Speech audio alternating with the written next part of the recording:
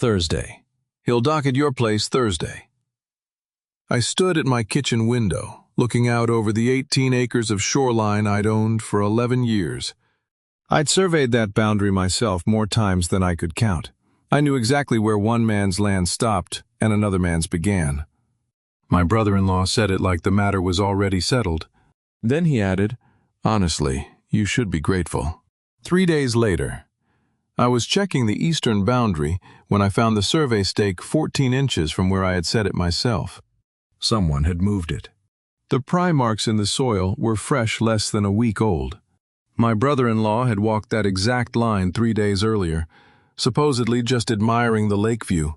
What none of them knew was that I had already made one phone call. And by Thursday, I would know exactly what they were planning to do on my property. But to understand why that phone call mattered, you need to hear how this started. The rust-colored pickup with a camper shell came up my gravel road at 9:10 on a Thursday morning. And the man driving it had the look of a person who had been told this was already his. I was standing on the porch with a cup of coffee I had poured 6 minutes earlier, and I watched that truck climb the last quarter-mile of driveway the way I used to watch survey crews approach a disputed boundary line without moving, without blinking, and with every document I would ever need already organized inside the house. Percy Russell climbed out with a duffel bag and a folding cot. 63, heavy through the arms and thin through the excuses, with a face that said he already knew he should not be here, but had run out of places where he could be. He did not look at me. He looked at the ground, then at the lake, then at the tree line. And I understood in that moment that Percy was not the architect of whatever this was. He was the tool. He moved with the careful posture of a man following instructions he did not fully understand, unloading a cooler, camping gear, a plastic bin marked "Kitchen" in black marker, and a canvas tarp he strung between 2 pines on the eastern strip. He was not visiting, he's settling. If you have ever stood in a place you built with your own hands and watched someone walk onto it like they owned the receipt, you already know what my chest felt like. 18 acres of lakefront on Green Lake, Wisconsin. I had bought this property with my wife Eleanor 11 years ago, restored every structure on it with survey-grade precision, and buried Eleanor's ashes in the garden behind the kitchen 2 years later. This was not an asset.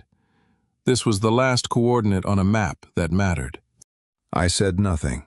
I sipped coffee that had gone cold and bitter in the mug, and I watched Percy settle onto land that was not his, with his eyes fixed on the ground.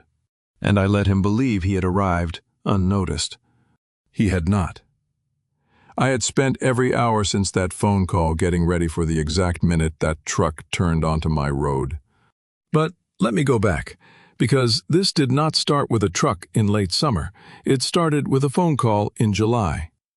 I was sitting on the back dock watching great blue herons work the shallows along the eastern shore.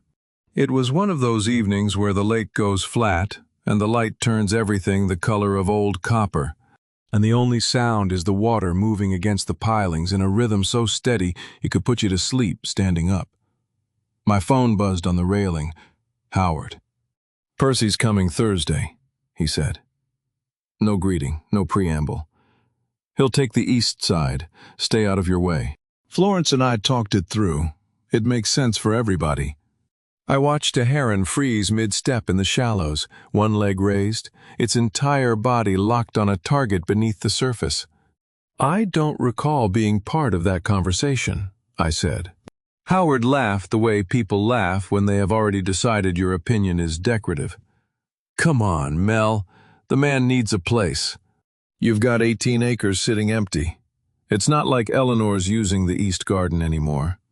The air left my lungs the way air leaves a room when someone opens a door that should have stayed shut. I held the phone away from my ear for 3 seconds. Then I brought it back. "Honestly," Howard said, "you should be grateful somebody's willing to be out there with you." Grateful. That word landed like a survey stake driven into ground that was already mine. I let him finish. He talked for another 4 minutes about logistics and timing and how Percy would be no trouble at all. I said 9 words total during those 4 minutes, and none of them were yes. After he hung up, I set the phone on the dock railing and watched the herons lift off the water in a single, silent line, one after another, like a sentence being written across the sky. Then I went inside.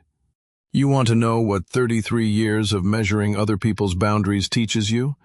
Exactly when someone is crossing yours? I did not call Howard back.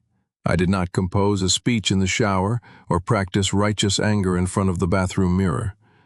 I picked up the phone, dialed a number I had kept in my wallet for 11 years, and when the woman on the other end answered, I said 5 words. I need to protect my land. The woman who answered that call had a voice like a level flat, calibrated, and impossible to argue with. I have measured the edges of other people's lives for 33 years, and the one thing the work teaches you is that every line on a map is a promise somebody made. Promises rot if nobody checks on them. I learned that driving county roads across central Wisconsin with a GPS RTK unit, the real-time kinematic system that gives survey-grade accuracy bolted to the bed of my truck and a transit level in a hard case behind the seat. 19 of those years I worked under contract to the county assessor's office.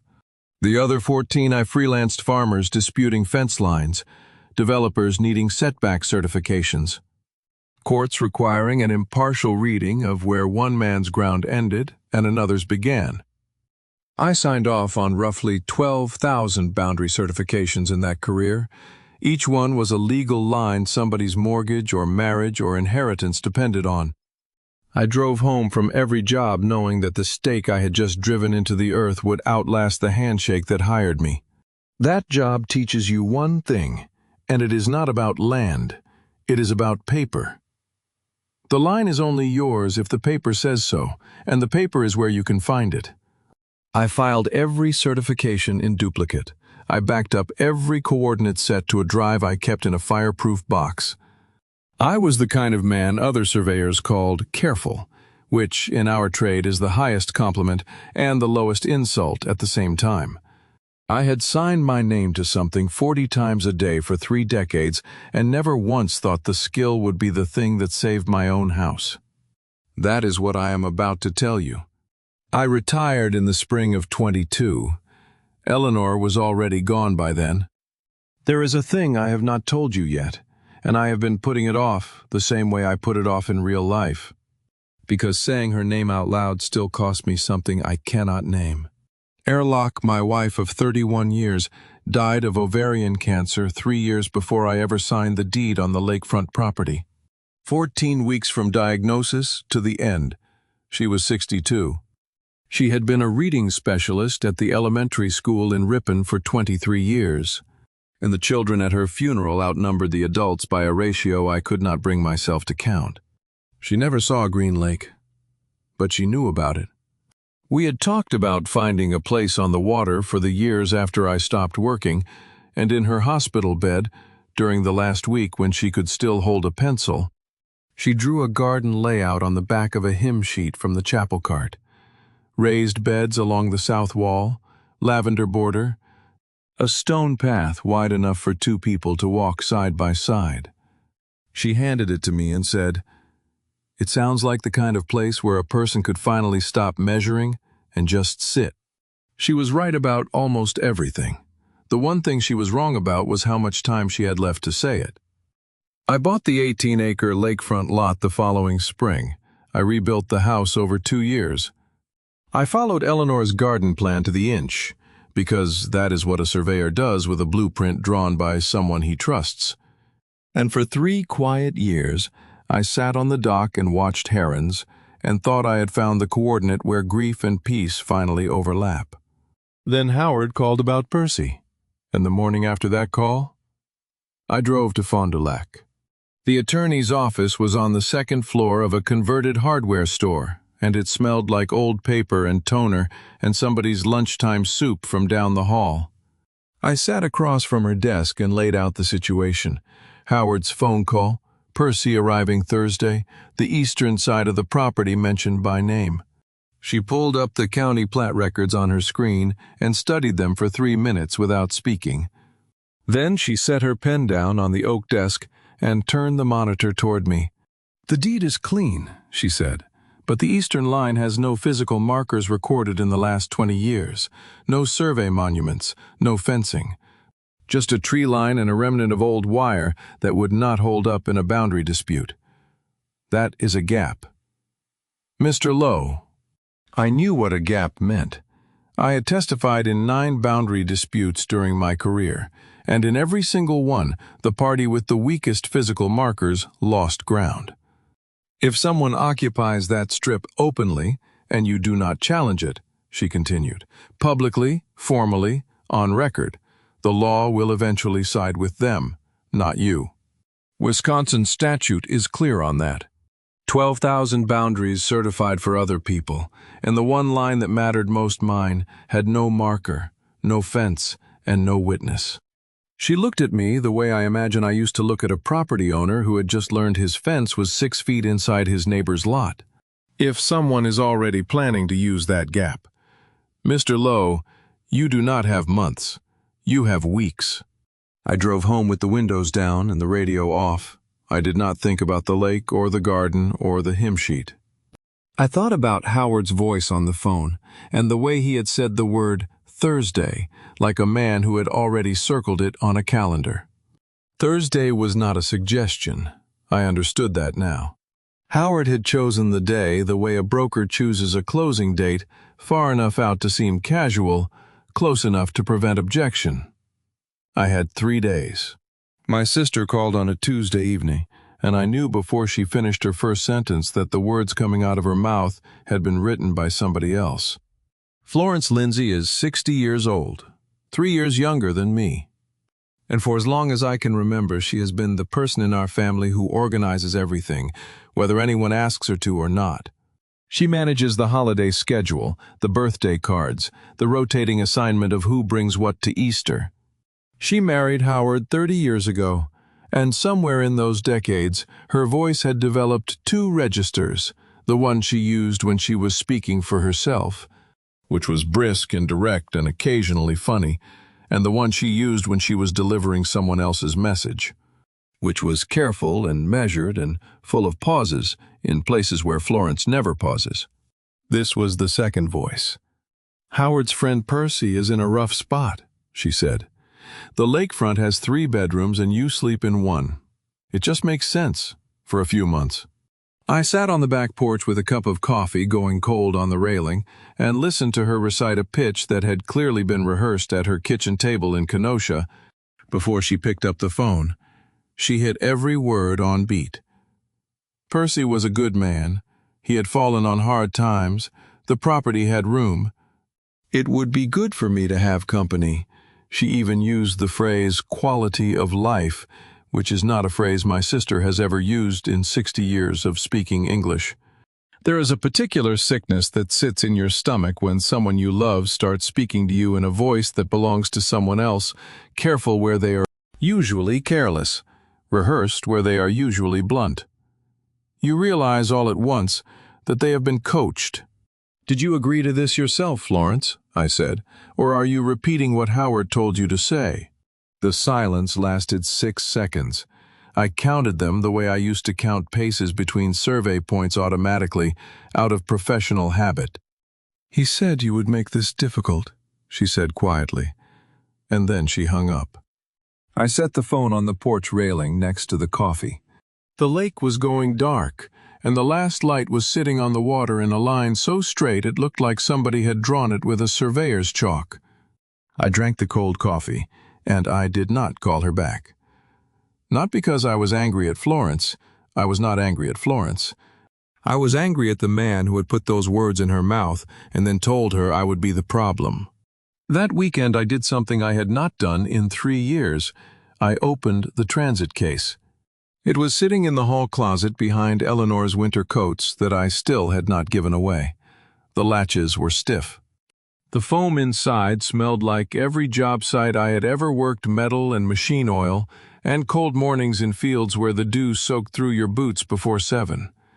I carried it to the eastern tree line. the side Howard had mentioned on the phone, and I started walking the boundary. A moved survey stake is not a small thing. It is a lie told in iron and dirt, and it is the kind of lie that only works if nobody with the right equipment ever walks that line again. I found it 40 minutes into the walk. A steel stake near the tree line where my property meets public land, the kind I had set thousands of times myself. It had been pulled from its original position and driven back into the ground roughly 14 inches to the east, widening the unfenced strip between my lot and the access road. The soil around the new hole was loose and fresh. The original hole was partially filled with dirt that did not match the surrounding grade. The grass roots had not taken. This had been done within the last 2 weeks. I knelt in the dirt and studied it the way I had studied 10,000 disputed boundaries in my career. A surveyor sees tampering the way a forger sees a traced signature instantly and with certainty. The angle was wrong. The depth was amateur. Whoever had done this knew enough to find the stake, but not enough to reset it at the correct bearing. 14 inches. That is how far someone had moved the boundary of my life while I was inside the house it was supposed to protect. I photographed it from 4 angles with my phone, GPS coordinates stamped on each frame. Then I opened the transit and verified the original bearing from my own records. The discrepancy was exact, deliberate, intentional. I put the transit back in its case, brushed the dirt off my knees, and stood there, looking at the fresh hole and the old hole side by side, 2 punctures in the ground like entry and exit wounds. Somebody had been on my land with a pry bar and a plan, and they had done it recently enough that the grass had not grown back. I did not know yet who had moved that stake, but I knew exactly who had told them where to find it. I knew who had told them where to find it. What I did not know yet was how far back the planning went, and the only way to find out was to make a phone call that would change the shape of my family permanently. I want to be honest with you about the next call I made, because I promised I would be, and because it was the hardest thing I did in this entire story. Not the confrontation that came later, not the legal filing, not any of the moments when Howard stood in front of me and lied. This, picking up the phone in my kitchen on a Tuesday morning in early August and saying my brother-in-law's name to a stranger whose job it was to find out what people are hiding. Ignacio Drake answered on the second ring. 49 years old, licensed investigator out of Madison, recommended by my attorney. His voice carried the warmth of a filing cabinet and exactly as much reliability. No small talk, no pleasantries, just a man with a notepad and a billing clock. I need a background and financial records pull on a man named Howard Lindsay, I said. Kenosha, real estate broker. Specifically anything related to property law consultations in the last 2 to 6 months. Relationship to you? Ignacio asked. I looked out the kitchen window at the lake. A heron was working the shallows near the eastern shore, the same stretch of water I had been watching the evening Howard first called about Percy. He is married to my sister, I said. Ignacio did not pause. He did not offer condolence or caution. He said, 600 for the initial pull. I will have something inside a week. I dialed that number, knowing whatever came back through the phone would change the way I saw someone at my own dinner table. And my kitchen felt exactly like that kind of morning ought to feel. The coffee was hot, and the light was good, and the lake was flat and beautiful. And I had just hired a man to investigate the husband of the woman who had taught me to tie my shoes. I hung up, rinsed the mug, and set it in the drying rack next to Eleanor's. I still kept her mug there. I do not know why I am telling you that, except that it matters because every decision I made in those weeks was made in a kitchen that still had 2 mugs in the rack, and only 1 person to drink from them. Florence drove up that weekend, alone. No Howard, no agenda, just my sister in a pair of old sneakers and a sun hat she had owned since our mother's funeral. She parked in the gravel and walked straight to the dock without coming inside first. which is how I knew she needed the water more than she needed the conversation. We walked the shoreline the way we used to walk the back fields behind our parents' house in Sheboygan, not talking, just moving in the same direction, which is the oldest form of agreement two people can make. The lake was calm. The pines along the eastern boundary smelled like warm sap and August dust. Florence picked up a flat stone and skipped it 3 times across the surface. And for a moment we were 12 and 9 again, and nothing had gone wrong yet. I waited until we were on the dock with coffee, sitting in the 2 chairs Eleanor had picked out from a catalog the year I bought the place. Then I asked the question I had been carrying since her phone call. "I am not asking about Percy," I said. "I am asking about the location." "Why here, Howard knows 50 rental listings in Kenosha alone. He could find Percy a room in an afternoon. Why does his friend need to be on my land?" Florence held her mug with both hands. She looked at the water. She opened her mouth, closed it, and looked at the water again. "I do not know," she said finally. "He just said it made sense." When Howard says something makes sense, Florence, it usually means it makes dollars. She did not argue. She did not defend him. She sat there with her coffee and watched a pair of loons surface near the middle of the lake. And the silence between us was not the comfortable kind anymore. It was the kind that arrives when 2 people are standing at the edge of the same realization, but only one of them is ready to look down. When was the last time Howard did something for a friend that did not also happen to benefit Howard? Florence left Sunday afternoon. She hugged me at the truck and held on 2 seconds longer than usual, which is how my sister says the things she cannot say out loud yet.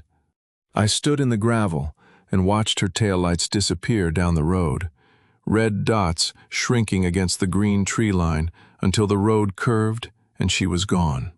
Then I went inside and sat at the kitchen table and waited for Friday, because that is when Ignacio had said the first report would land. 5 days. I could wait 5 days. I had spent 33 years waiting for soil samples and title searches and county clerks who moved at the speed of limestone. 5 days was nothing, except I already knew what that report would confirm, and I already knew what it would cost me to read it. The report landed in my inbox at 6:47 on a Friday evening. I poured 2 fingers of bourbon before I opened it, because I have learned that some documents deserve a witness, even if the witness is just a glass. I sat at the kitchen table with the window cracked and the lake going dark outside. The laptop screen threw a blue rectangle across the oak surface where Eleanor used to set the napkin holder. I clicked the attachment and started reading. The first pages were standard: Howard's broker license, active and current, sales volume for the past 3 fiscal years, respectable for Kenosha, nothing spectacular. Credit profile clean, 2 vehicles registered, mortgage on the house in good standing. If I had stopped reading on page 4, I would have closed the laptop and poured the bourbon down the sink and called myself paranoid. I did not stop on page 4. Page 5 was the call and email log. Over the past 2 months, Howard had exchanged 14 phone calls and 6 emails with a single law office in Racine.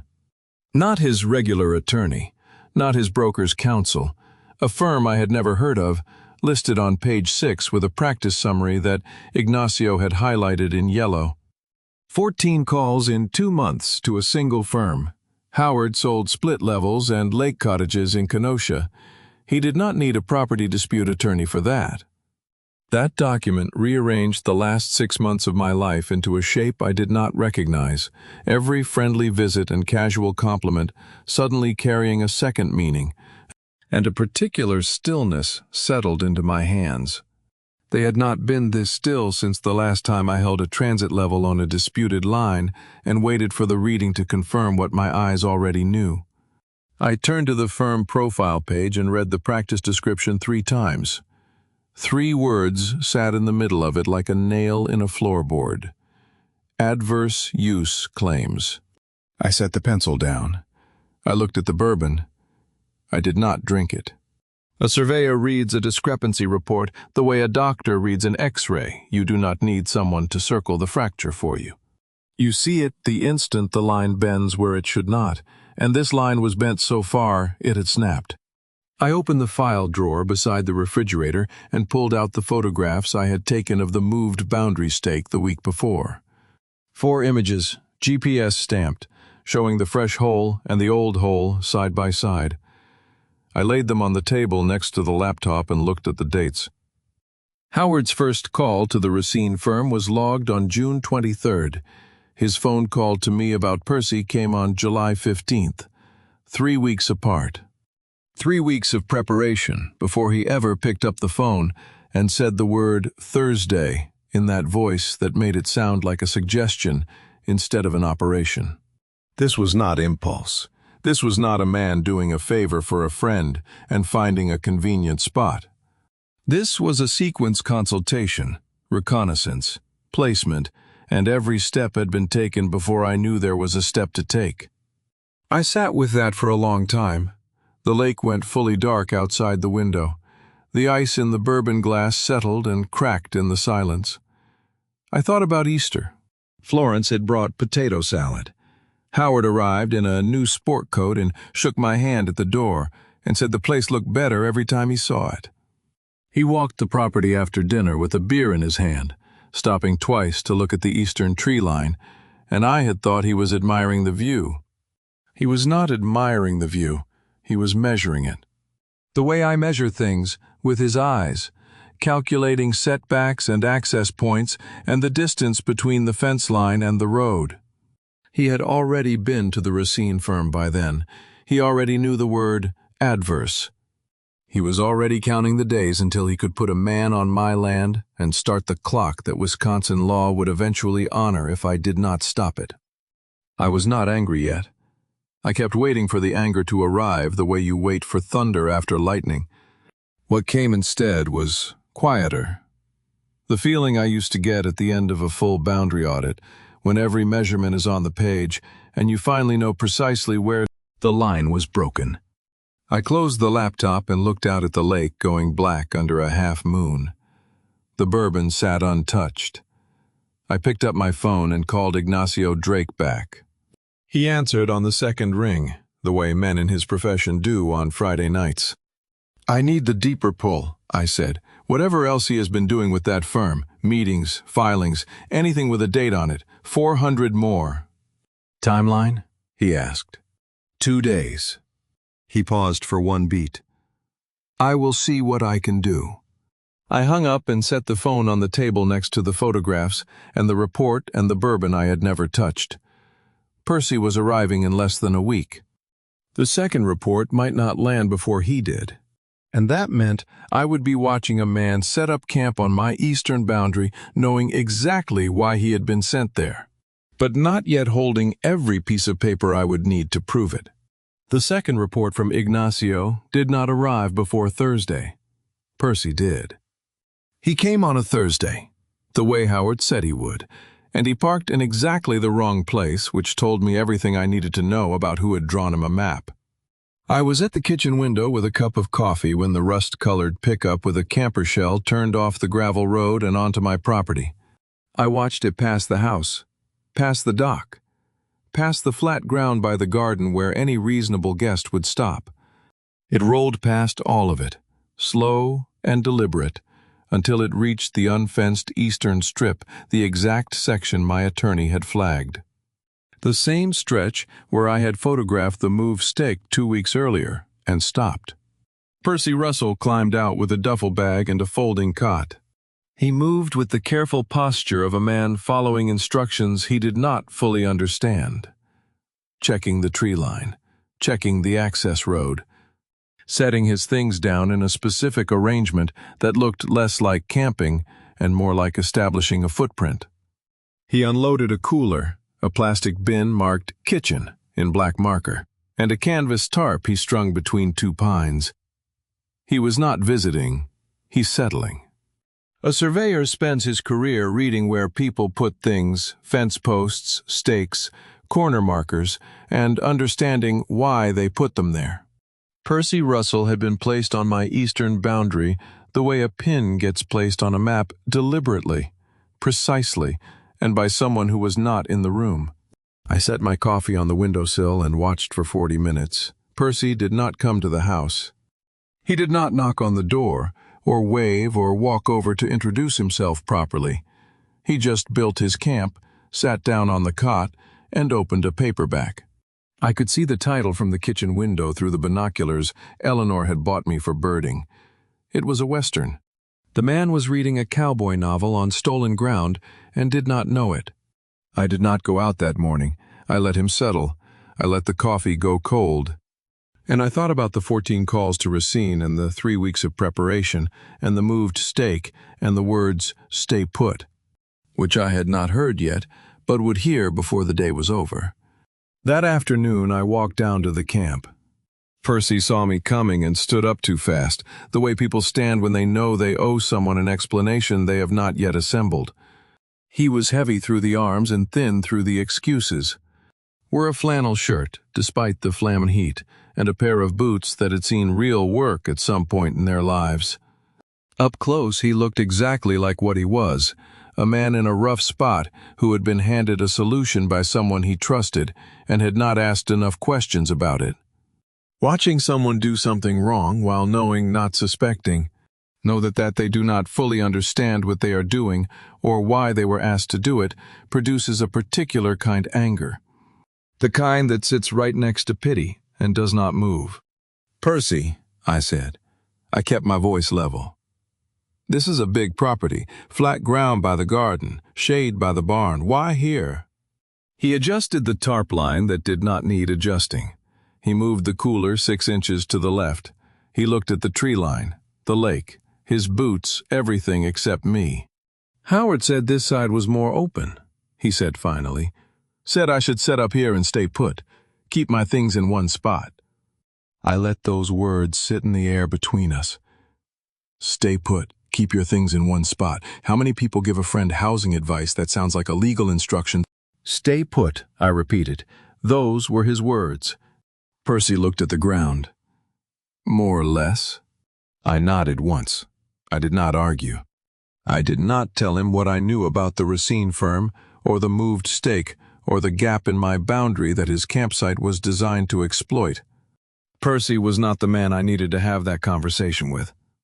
"If you need water, the spigot is on the north side of the barn," I said. "And Percy, if Howard calls tonight, you do not need to tell him we talked." He looked up at me for the first time. Something moved behind his eyes, not understanding, not yet, but the beginning of a question he had not thought to ask until now. I walked back to the house and did not look over my shoulder. Percy was not the threat. Percy was the instrument. The man who had tuned him and pointed him at my property line was in Kenosha right now, probably checking his phone, waiting to hear that the clock had started. I went inside and pulled the transit case from the hall closet for the second time that month. Then I sat at the kitchen table and did something I should have done the year I bought this place.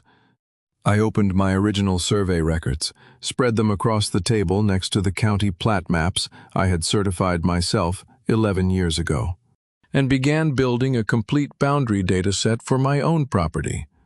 Because if Howard wanted to play a game measured in meters and months, he had chosen exactly the wrong opponent.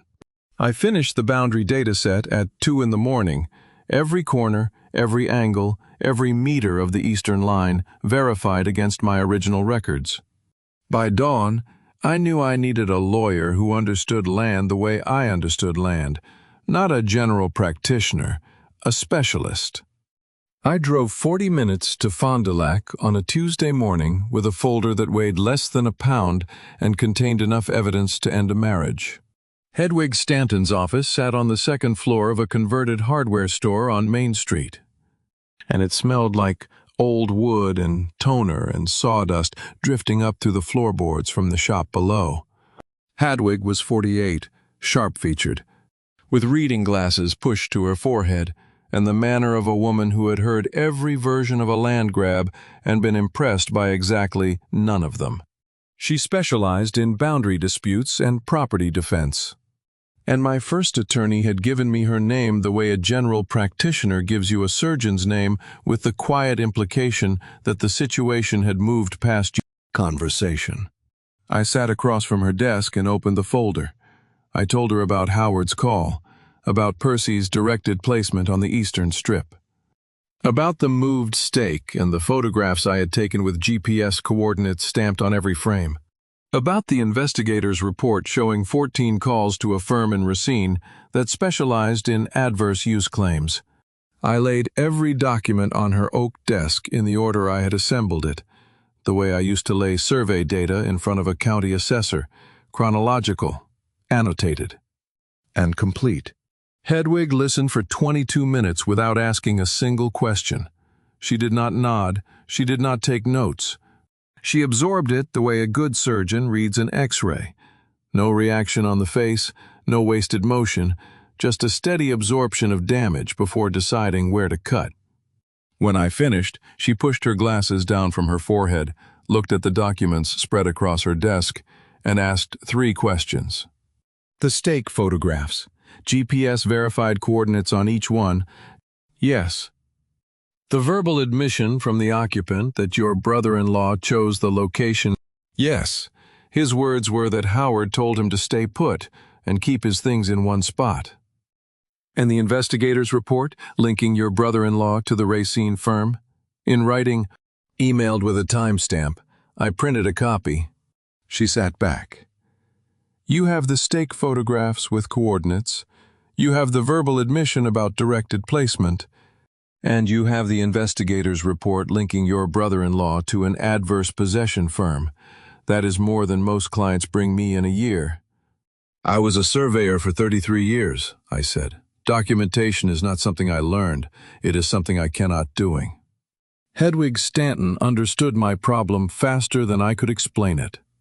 And that produced a particular relief, the feeling of being in the right room for the first time since the trouble started. Good, she said, because the other side is counting on you being a 63-year-old man who keeps his records in a shoebox. They are wrong, and that is advantage. Then she explained the clock. Adverse possession in Wisconsin requires continuous, open, notorious occupancy without the owner's formal challenge.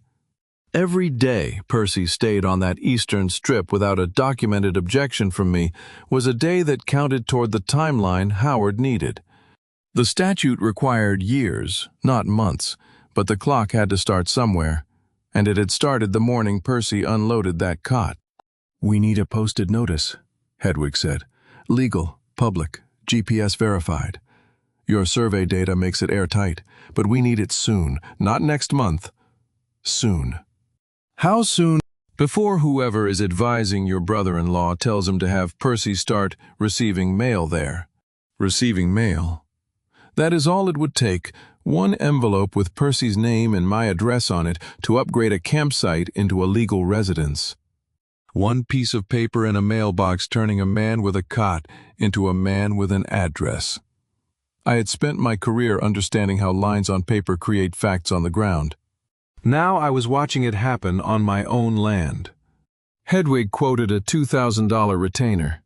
I wrote the check at her desk without hesitating because some expenses are not costs, they are investments in not losing everything you built.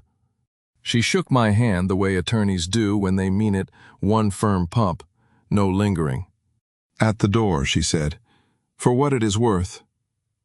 Mr. Lowe, you have every right to do exactly what you are doing. I told her I knew that. I just wanted to make sure I did it correctly. I drove home with the windows down and the folder on the passenger seat, warm from the sun through the windshield. Somewhere on Highway 151 south of Ripon, I passed the turnoff for the cemetery where Eleanor is buried, and I realized I had not thought about her garden in 3 days. Not the boundary, not the stake, the garden.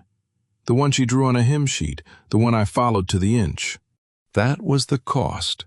The thing nobody tells you about protecting what you built is that it takes you away from the reason you built it. I got home that evening and walked straight past the kitchen to the garden. I stood in it for 5 minutes, looking at the lavender border Eleanor had sketched and I had planted. And I made myself a promise that this fight would not take me so far from the things I was fighting for that I forgot what they looked like. Then Florence called again, on a Wednesday, and for the first time in 30 years of phone calls with my sister, she sounded like a woman talking to herself out loud and hoping someone would overhear. There was no script this time, no rehearsed cadence, no strategic pauses in places where Florence never pauses. She started mid-thought, the way people do when they have been having a conversation in their own head for days and finally let it spill. "He keeps asking if Percy is still there," she said. "Not how Percy is doing, whether he is still there, on the property. Those are different questions, Melvin." I leaned against the kitchen counter and let her talk. The lake was going silver outside the window. The coffee I had reheated twice sat untouched on the counter next to the phone. "He called Percy yesterday," Florence continued. "I heard part of it from the hallway. He asked where exactly Percy had set up, what side of the property, whether anyone had asked him to move. He has never cared this much about helping a friend, not once in 35 years. Why now?" If you have ever listened to someone you love begin to hear the thing you have been hearing for weeks, watch the doubt arrive in their voice like weather moving across a lake. You know it is not relief you feel. It is grief. Because once they see it, they cannot unsee it, and that is a door that only opens one direction. I wanted to tell her everything: the move stake, the investigator's report, the Racine firm and its 14 phone calls. I wanted to lay every document on the table the way I had laid them on Hedwig's desk and let Florence draw her own conclusions. But I was not ready. I did not have the full picture yet, and Florence deserved the full picture, not a partial one that would leave her defending Howard with half the facts. "When you figure out the answer to that, Florence," I said, "call me back. And when you do, make sure you are alone." She was quiet for a long time. Then she said, "You know something you are not telling me." "I know something I am not ready to tell you," I said. "There is difference." She hung up without saying goodbye, which was becoming a pattern. I set the phone on the counter and looked at the coffee I had not touched and thought about how many conversations I had left with my sister before the truth made them all different. 2 days later, the second report from Ignacio Drake arrived. It landed in my inbox on a Friday evening, same as the first, and this time I did not pour bourbon. I opened it standing up at the kitchen counter because I did not want to sit down for whatever next. The deeper pull had found what I expected and one thing I had not. Howard had 2 in-person consultations with the Racine firm, not just phone calls. Billing records confirmed the subject of both meetings, establishing continuous open occupancy as the basis for a property interest claim. The language was clinical. The intent was not. 11 weeks. Howard had given Percy's occupancy an expiration date the way a broker schedules a closing, and he had calculated the timeline before he ever picked up the phone to tell me I should be grateful. But the thing I had not expected was on the last page. Ignacio had obtained a digital scan of a calendar page from Howard's office. How he got it, I did not ask, because some questions cost more than their answers. A single date was circled in red.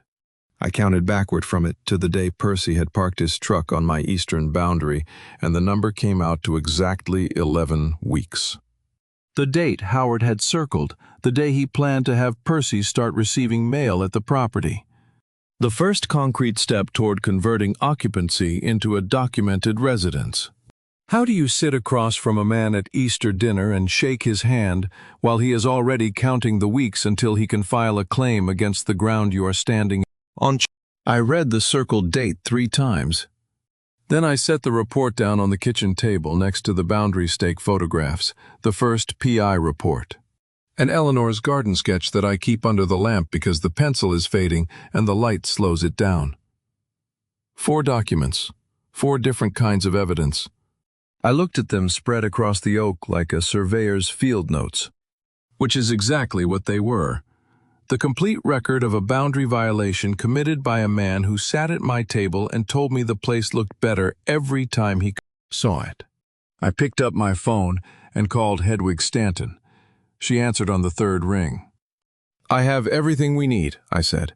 "How fast can we draft a notice?" "Bring me the survey data tomorrow morning," she said. "I will have a draft by end of day." I hung up and looked at the documents on the table and the garden sketch beneath the lamp and the lake going dark outside the window. The clock was still running. But now I knew exactly how much time was on it. Hedwig said she could have a draft by end of day if I brought the survey data in the morning. I brought it at 8. The notice would take shape while I handled the other half of the work, the half that required patience and a camera and the kind of discipline most people confuse with doing nothing. There is a discipline to waiting that most people mistake for inaction, and I spent the next week proving the difference with a GPS unit and a phone. Each morning before coffee and each evening before dark, I walked the eastern boundary and photographed Percy's camp from 4 fixed positions, same angles every time. Same framing, GPS coordinates and timestamp stamped on every image. I logged the date, the time, and any changes to his setup. A tarp repositioned on Tuesday, a second cooler added Wednesday, a folding chair moved closer to the access road on Thursday. It was the same documentation protocol I had used on contested boundary surveys for 3 decades. Every photograph was a data point. Every timestamp was a line in a deposition that had not been filed yet. I was not building a case against Percy. I was building a record that proved his presence was directed, not chosen. A surveyor with a camera is not taking pictures. He is laying evidence the way a mason lays brick, 1 unit at a time, level and plumb, so that when the weight comes down, the wall does not move. Percy watched me from his camp chair one morning as I lined up the 4th angle. He sat with his paperback closed on his knee and his eyes steady, and he did not ask what I was doing. I think he already knew the answer would not be something he wanted to hear. We had not spoken since the afternoon he admitted Howard had told him where to set up.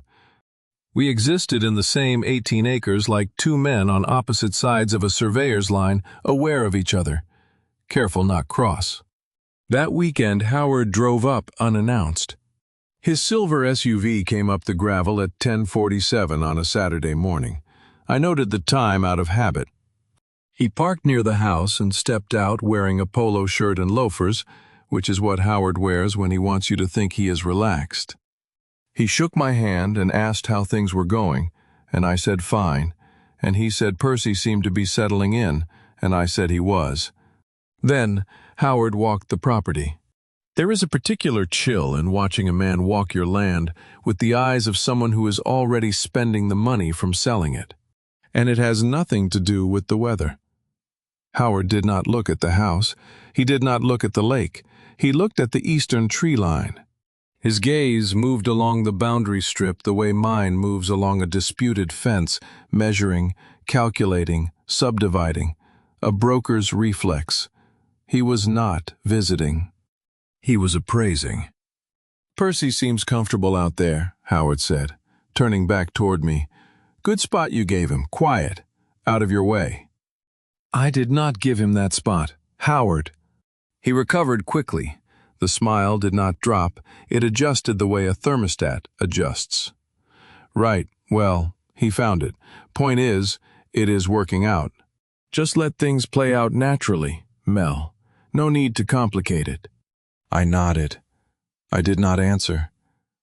There was a metallic taste in my mouth, the flavor of keeping silent when every instinct says to speak.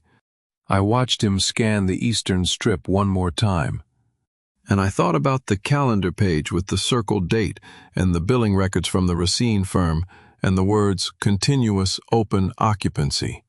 And I let him stand on my property and tell me to let things play out naturally. Because the most dangerous thing you can do to a man who thinks he is winning is let him keep thinking it. Play out naturally, as if there were anything natural about a date circled in red on a calendar weeks before it was supposed to matter. Howard left at 11:15. I watched his SUV roll down the gravel and swing onto the county road, and stood there long enough for the dust to settle back into the ruts. Then I went inside and added today's notes to the file. Howard Lindsay visited property at 10:47 a.m., walked eastern boundary. Instructed me to let things play out naturally. Did not ask about Percy's well-being. Asked about Percy's location. I dated the entry, initialed it, and put it in the folder next to the calendar scan. Then I looked out the kitchen window at Percy's camp and set down my pen. Percy was sitting in his camp chair, facing the tree line. He was not reading. He was not eating. He was not doing anything at all. He was just sitting there with his hands on his knees, staring at the ground like a man who had started counting the cost of a favor he never should have accepted. The camp that had looked organized and purposeful 2 weeks ago now looked like what it was, a man marooned on someone else's land by someone who had not told him why. I watched him for a long time. Then I turned away from the window and looked at the folder on the table and the garden sketch under the lamp and the lake going flat in the afternoon light. And I waited for whatever came next. Percy came to my porch that evening without being invited, which is how you know a man has something pressing against the inside of his teeth that he cannot quite get out. I had been sitting in the chair Eleanor picked out, watching the lake go from copper to silver, the way it does in early September when the days start pulling back. I heard his boots on the gravel before I saw him. He came around the side of the house with his hands in his pockets and his shoulders drawn up like a man bracing for weather, and he sat down on the porch step without asking. He did not look at me. He looked at the lake. We sat that way for a while. The crickets were starting up along the eastern tree line, and somewhere across the water a loon called once and did not call again. Percy rubbed his face with both hands, the way a tired man does when sleep is not the kind of rest he needs. "I want you to know I did not," he started, and then stopped. He tried again. "I mean, when he asked me to come out here, I thought it was just—" He trailed off and stared at his boots. I waited. I did not push. I did not prompt. A half-confession is not evidence. But it is confirmation. And sometimes confirmation is all you need to stop waiting and start moving. Percy sat next to me wanting to tell me the truth, but unable to get past the person who had told him not to. And the silence that settled on my porch that evening had an exact shape, heavy on one end and hollow on the other. Percy wanted to say it.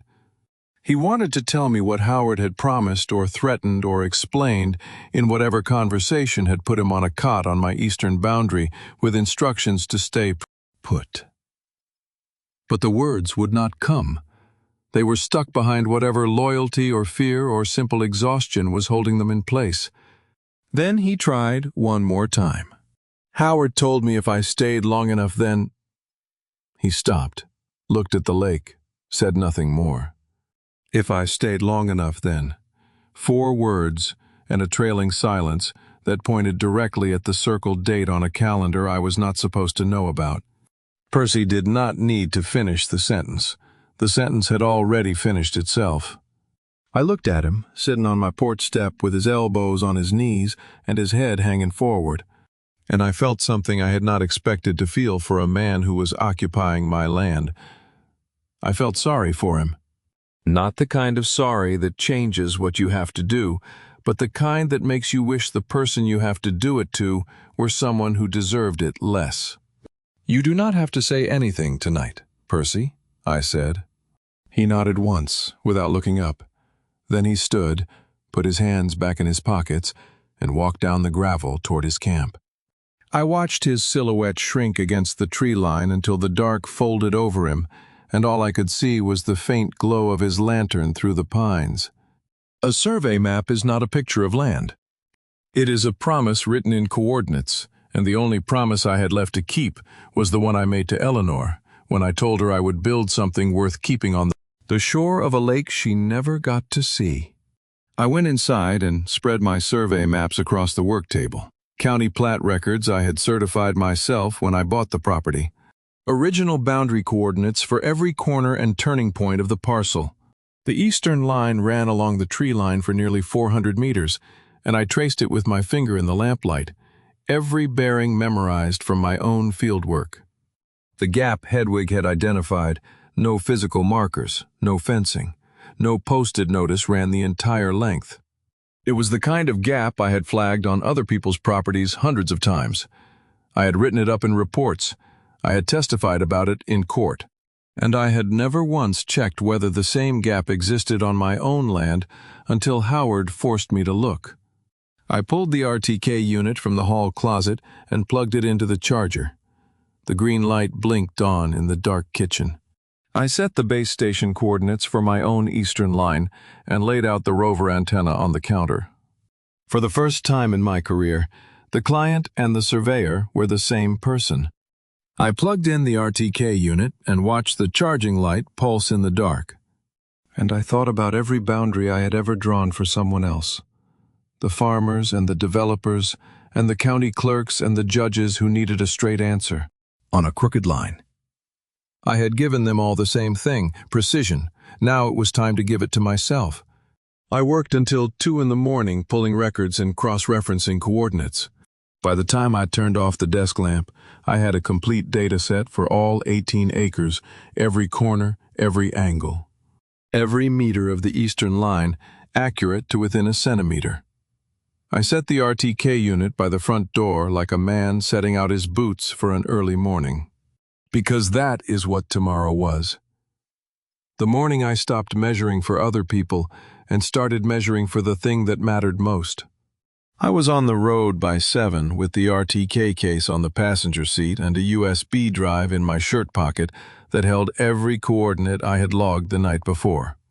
The morning was clear and cold for September, and the highway south of Green Lake was empty enough that I could drive with one hand and think with the rest of me. I drove to Fond du Lac with a hard case that held 33 years of professional credibility and a thumb drive that held the future of my property. Hedwig was already at her desk when I arrived. I set the case on the floor and handed her the USB drive. She plugged it into her laptop without a word. The survey output filled her screen coordinates for every corner and turning point of the parcel, with the eastern boundary plotted to sub-centimeter accuracy. She studied it for 8 minutes. I know because the clock on her wall had a second hand, and I watched it make the circuit 480 times. Then she pulled up the county plat records on a second monitor and compared them side by side.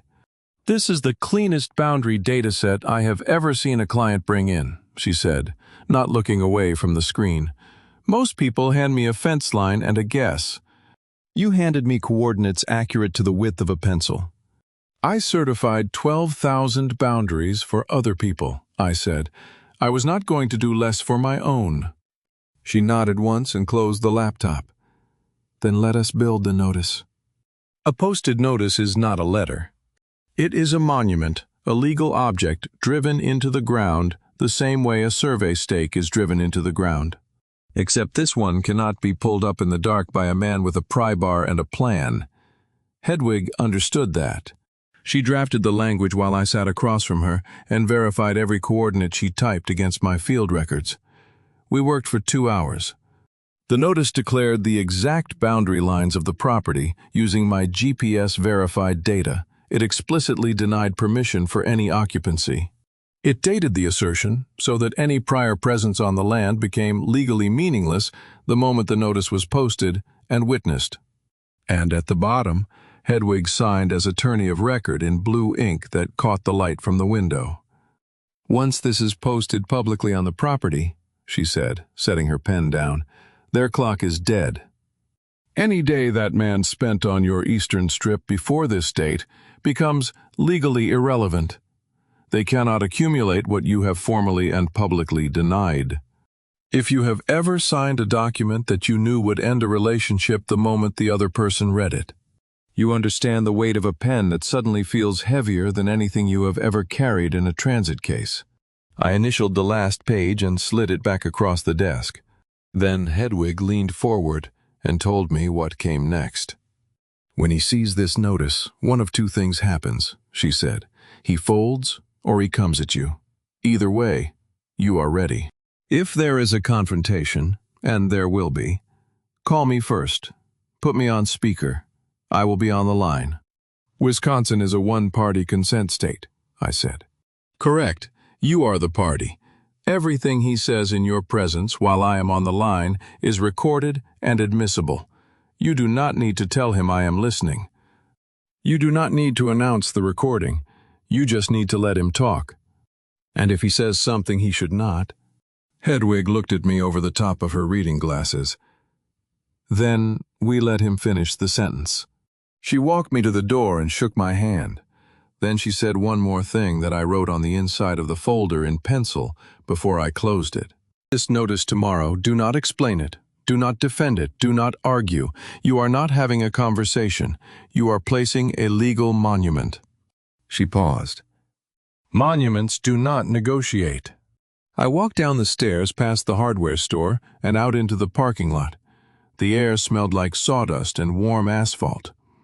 I slid the sign notice into a waterproof sleeve and set it on the passenger seat, the same spot where the RTK case had sat that morning. One piece of equipment going out, another coming back. The tools change, the precision does not. I drove home with the windows down. Somewhere south of Ripon, the sun broke through the clouds and lit up the fields on both sides of the highway in that late summer gold that makes Wisconsin look like a painting someone forgot to frame. I thought about Eleanor. I thought about the garden she drew on a hymn sheet that I keep under a lamp because the pencil is fading. I thought about the fact that tomorrow morning I would be driving metal stakes into the ground at the edge of my own property and hanging a document on them that would make a man I had shared holidays with understand, in legal language, that I knew exactly what he had been doing. I was not nervous. I was not angry. I was the particular kind of calm that arrives when every measurement has been taken and there is nothing left to do but post the result. I slept 4 hours and woke before the alarm. The notice was on the kitchen table in its waterproof sleeve. The mallet was by the door, next to the metal stakes I had bought at the hardware store in Ripon the afternoon before. I dressed in the dark, poured thermos coffee, and walked out into a morning so still the lake looked like poured glass. The first stake went into the ground at 5:47. And the sound it made was the sound of a door closing on a plan that had taken my brother-in-law months to build. I drove the stakes at the eastern boundary entrance where the access road meets my property line, 2 of them 3 feet apart. Sunk 18 inches into soil that was still soft from last week's rain. The mallet handle vibrated in my hands with each strike, and the metal rang out across the quiet lakefront the way a church bell rings across a valley. Nobody was awake to hear it except the herons and me, and neither of us needed an audience. I mounted the notice on weatherproof board between the stakes using marine-grade adhesive and stainless screws. The text was visible from 20 feet. GPS-verified coordinates for every boundary point, Hedwig Stanton's signature as attorney of record. An explicit, dated denial of permission for any occupancy on the property. The language was clinical. The intent was final. I had set 10,000 survey markers in my career. This was the only one that mattered. A posted notice is not a fence. A fence can be moved in the night by a man with bolt cutters and no conscience. A posted notice is a fact nailed to the earth, and facts do not move. I photographed the notice from 4 angles, same protocol I had used on Percy's camp, with GPS coordinates and timestamps on every image. Then I stood there, in the first real light of morning with thermos coffee in my hand, and looked at what I had built. 2 metal stakes, 1 weatherproof board. 3 pages of legal language backed by coordinates accurate to the width of a pencil. It was the most important survey monument I had ever placed, and I had placed it on my own land, and Eleanor would have understood why I was out here before sunrise. She always said a man who waits for permission to defend what is his has already lost it. I went inside and emailed the photographs to Hedwig with a timestamp and a 1-line message notice posted at 0547 hours. Then I sat at the kitchen table and waited. Howard arrived at 2:14 that afternoon. I heard his tires on the gravel before I saw his SUV. He was not alone. Percy was in the passenger seat. Howard must have picked him up on the access road, which meant Percy had already seen the notice and said something. I stayed at the kitchen window with Eleanor's birding binoculars and watched. Howard parked near the eastern boundary and got out. He walked toward the notice the way a man walks toward something he is hoping is not real slow steps, straight back, hands at his sides. He stopped 3 feet from the board and read it. You have seen a man realize he has been caught before he was ready to be caught, the way the blood leaves his face in sections, starting at the forehead and working down to the jaw, as though his own body is retreating from the information. Howard read that notice, and the color left his face in exactly that order.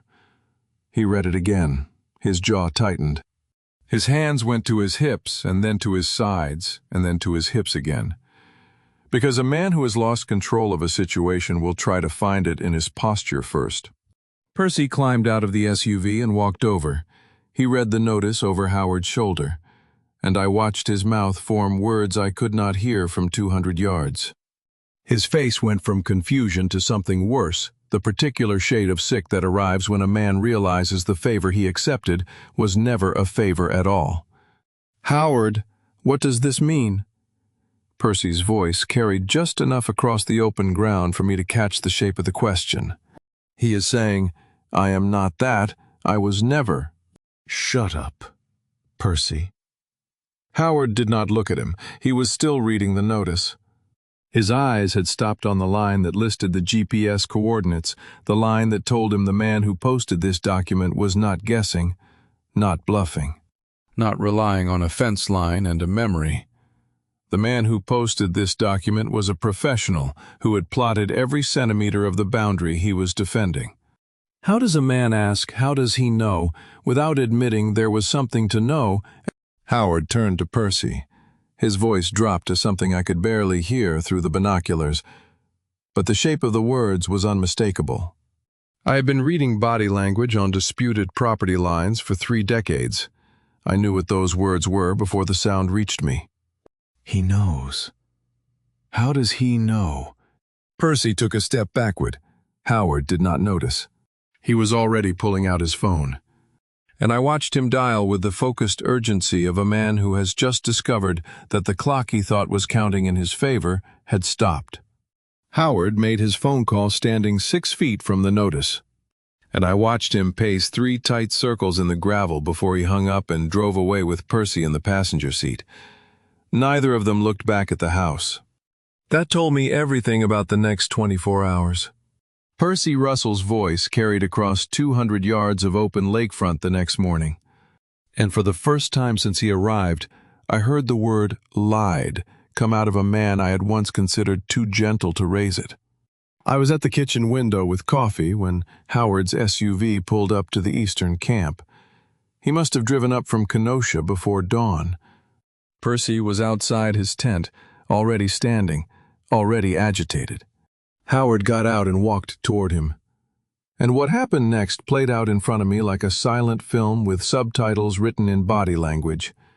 Percy pointed at the notice. His arm was rigid, his finger jabbing the air. His voice reached me in fragments, broken by the wind off the lake. But the words that carried were the ones that mattered. You told me this was just helping out, Percy's voice cracked on the word helping. You said he wanted someone watching the place. That notice has an attorney's signature on it. Howard grabbed Percy's arm and pulled him closer, dropping his voice to something I could not hear. But I could read his posture, the leaned-in urgency, the hand gripping the forearm, the head shaking slowly side to side. He was managing. He was recalculating. He was doing what brokers do when a deal starts to collapse, adjusting the pitch while the foundation crumbles. If you have ever watched 2 men argue from a distance and understood every word from the way their bodies moved the grabbed arm, the pulled-away shoulder, the finger pointed at a document neither of them wrote, then you know that some conversations do not need sound to be heard. Percy pulled his arm free. The motion was sharp enough that Howard stepped back. Percy's voice carried one more time, clear and final, across the water. "He knows exactly what we are doing. He has known the whole time." Howard said something low and fast. Percy shook his head and walked back to his tent. Howard stood alone near the notice for a full minute, staring at the board the way a man stares at a lock that has just changed on a door he thought he owned the key to. Then he got in his SUV and left. I set the binoculars down and called Florence. "How do you tell your sister that the man she married has been stealing from you without also telling her that her marriage is built on a man who steals?" I had been turning that question over for weeks, and I still did not have a clean answer.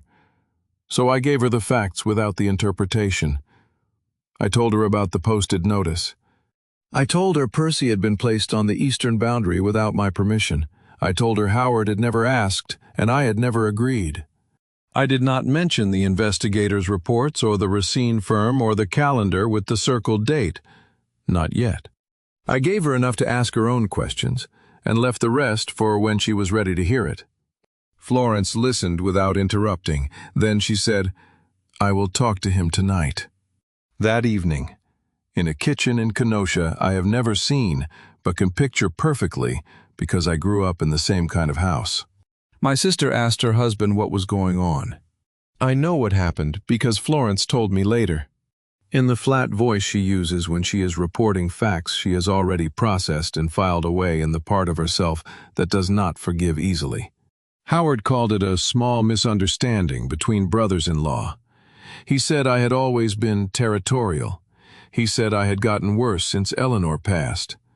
He used my dead wife's name as a shield, the way a man uses a hostage not because he cares about the hostage, but because he knows you will not shoot through her. Florence stood in the doorway of their kitchen, backlit by the hall light, and said one thing that told me she was closer to the truth than Howard realized. "Melvin does not call me unless something is serious. He has not called me in 2 years." She left the room without waiting for an answer. Florence stood in that doorway the way Eleanor used to stand in ours when she had made a decision but was not yet ready to say it out loud. I did not know that then. I learned it 3 days later. Florence did not call me back that night. She did not call the next day. She did not call the day after that. I sat with the silence the way a surveyor sits with an incomplete data set, knowing the numbers are coming, not knowing what shape they will take when they arrive. On the third day I checked the mail. There was a plain white envelope with a Kenosha postmark and no return address. I carried it inside and opened it at the kitchen table. Inside was a single sheet of paper, a photocopy of Howard's desk calendar for August. One entry was circled, not in Howard's handwriting, but in Florence's. The date she had circled was August 14th. The entry beside it was 2 words long, written in Howard's blocky capitals. I read them and set the page down on the table next to the evidence folder. And I understood that my sister had started fighting on my side before she was ready to tell me.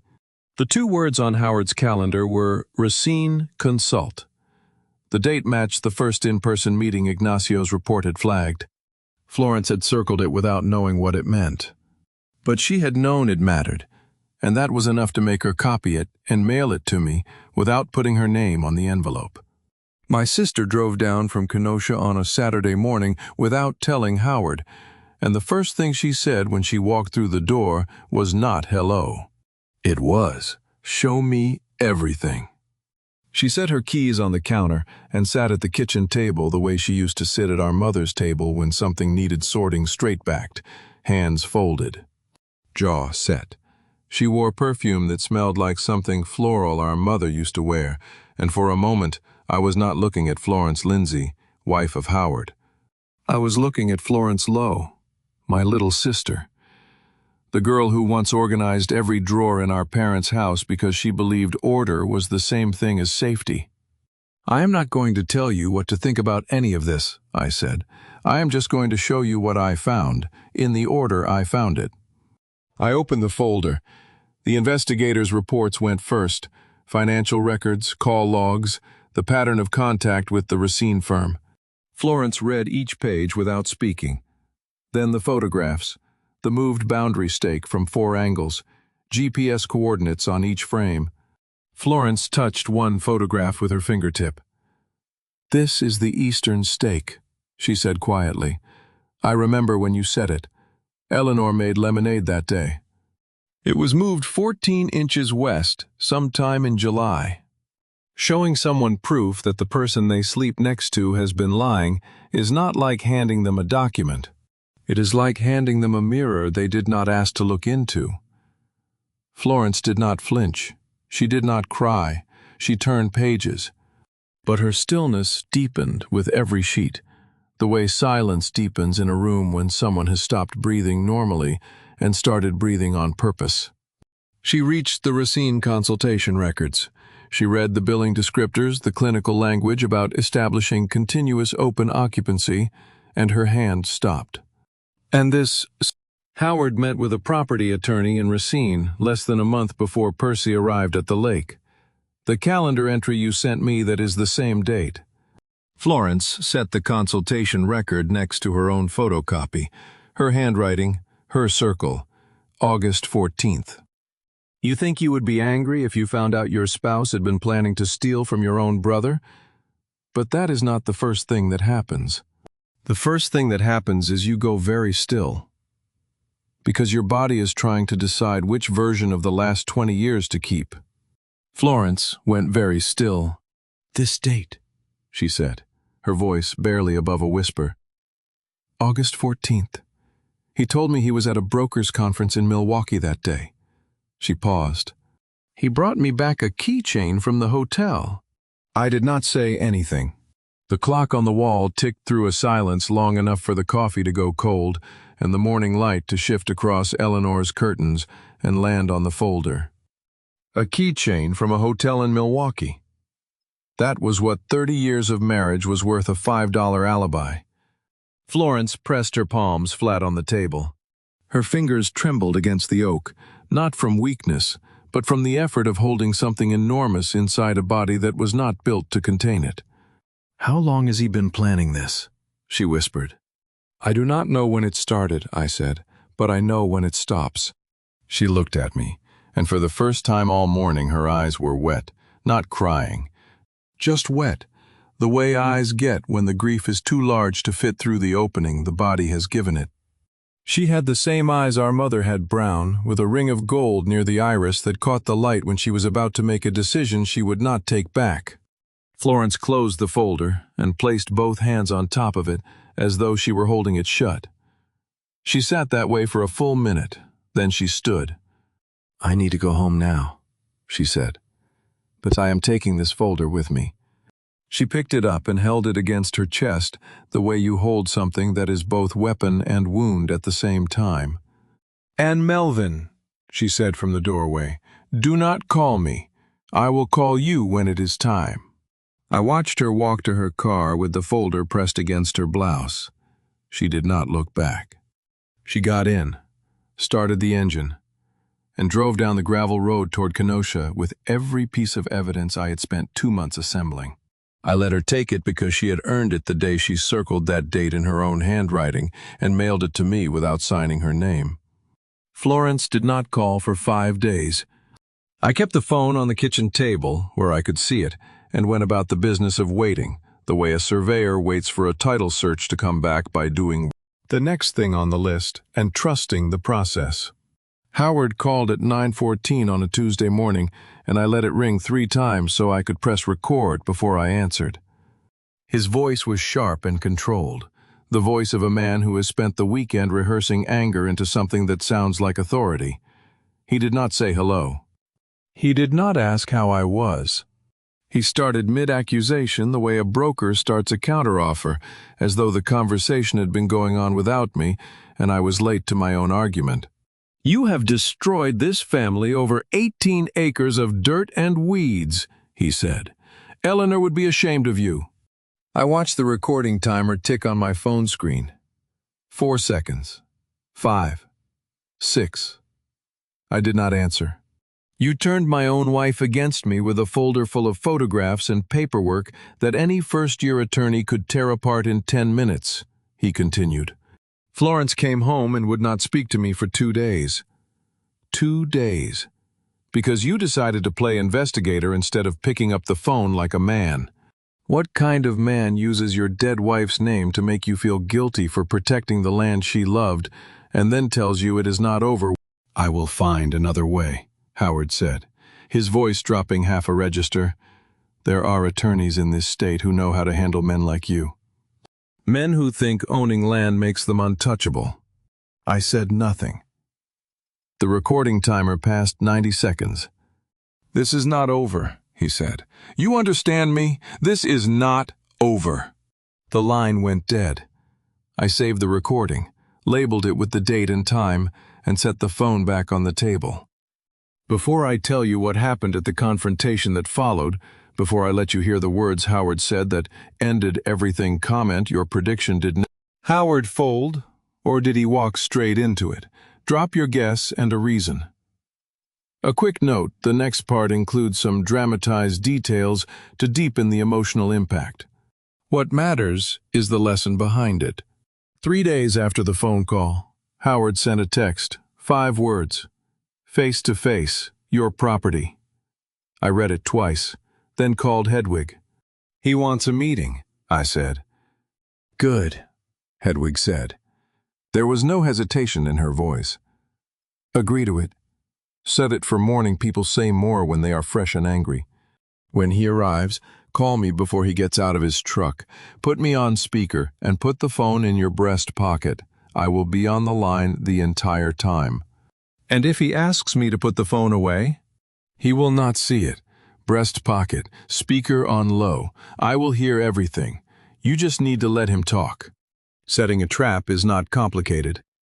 You just have to know what the animal wants badly enough to walk into the open for. And Howard wanted to be right more than he wanted to be careful. Let him talk, Hedwig repeated. Do not correct him. Do not accuse him. Do not quote the evidence. The more comfortable he feels, the more he will say. Wisconsin is one-party consent. You are the party. And if he says something that proves he planned this from the start, Hedwig paused for one beat. Then he has just handed us the case without a subpoena. I texted Howard back, tomorrow morning, 8 o'clock. He replied in 11 seconds. I'll be there. That evening, I went outside and set my phone on the truck hood. The night air off Green Lake smelled like damp earth and turning leaves. And the posted notice was still visible at the eastern boundary, a white rectangle against the dark tree line, legible even at 200 yards. I opened the phone app, dialed Hedwig's office number, and let it ring once before hanging up. Then I set the phone face down on the hood with the speaker grill pointing up and walked 15 feet toward the boundary. Volume at 7. I set at normal speaking volume. Clear at 15 feet. I walked back, checked the phone, adjusted nothing. Walked 15 feet again. Volume at 7. Clear at 15 feet. If you have ever tested a piece of equipment twice when once would have been enough, you know the second test is not about the equipment. It is about making sure you are ready for the thing that cannot be rehearsed. I set the phone back on the truck hood and looked out at the eastern boundary where the notice hung on its metal stakes, white and certain in the dark. The lake was black. The air was cold. Somewhere across the water, a loon called and did not call again. Tomorrow, Howard would drive up that gravel road expecting a conversation. What he would get was a microphone, a lawyer on the other end, and every opportunity in the world to say the one thing he should not. Howard's silver pickup came up the gravel road at 8:12 in the morning, and I was already standing at the boundary with my phone in my breast pocket and Hedwig Stanton listening on the other end. I had been there since 7. The thermos was empty, and the coffee sat sour in my stomach. But my hands were steady, and my voice was going to be steady too.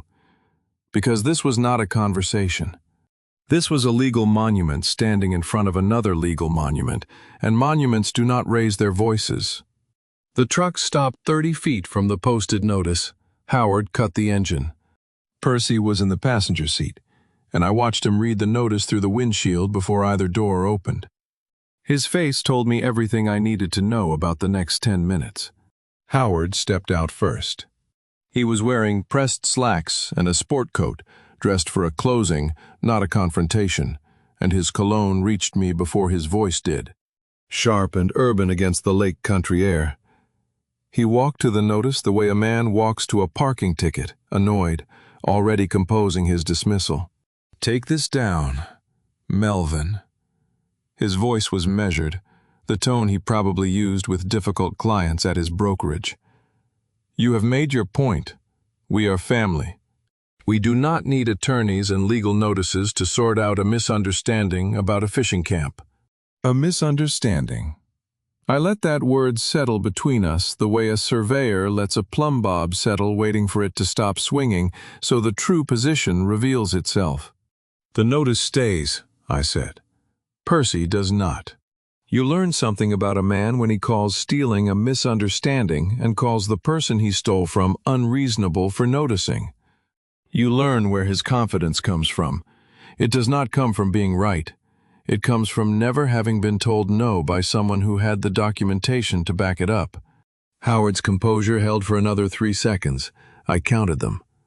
3 seconds of the practiced smile, the open palms, the posture of a man who sells lakefront property to people who want to believe every word he says. Then the mask cracked along the same line it always cracks along, the jaw, the eyes, the slight forward lean that says the reasonable version of this person has left the building. "You are going to stand here and tell me in front of Percy, a man who has done nothing but maintain your property for free, that he is not welcome?" Howard's voice climbed half an octave. "After everything this family has been through?" "Percy maintained nothing. Percy occupied. There is a legal difference, and you know it because you paid an attorney to explain it to you." That landed. I saw it land the way you see a stake hit solid ground, the slight recoil, the pause, the recalculation behind the eyes. Howard had not expected me to know about the attorney. He had expected bluster, maybe tears, maybe the confused grief of a man still mourning his wife. What he got was coordinates. Behind him, Percy had not moved from the passenger side of the truck. He was standing with one hand on the door, looking at the notice, looking at me, looking at Howard, running some private arithmetic that was not adding up to the number Howard had promised him. "Percy," I said, keeping my voice level, "you were told this was authorized. It was not. You are not in trouble, but you need to leave this property today."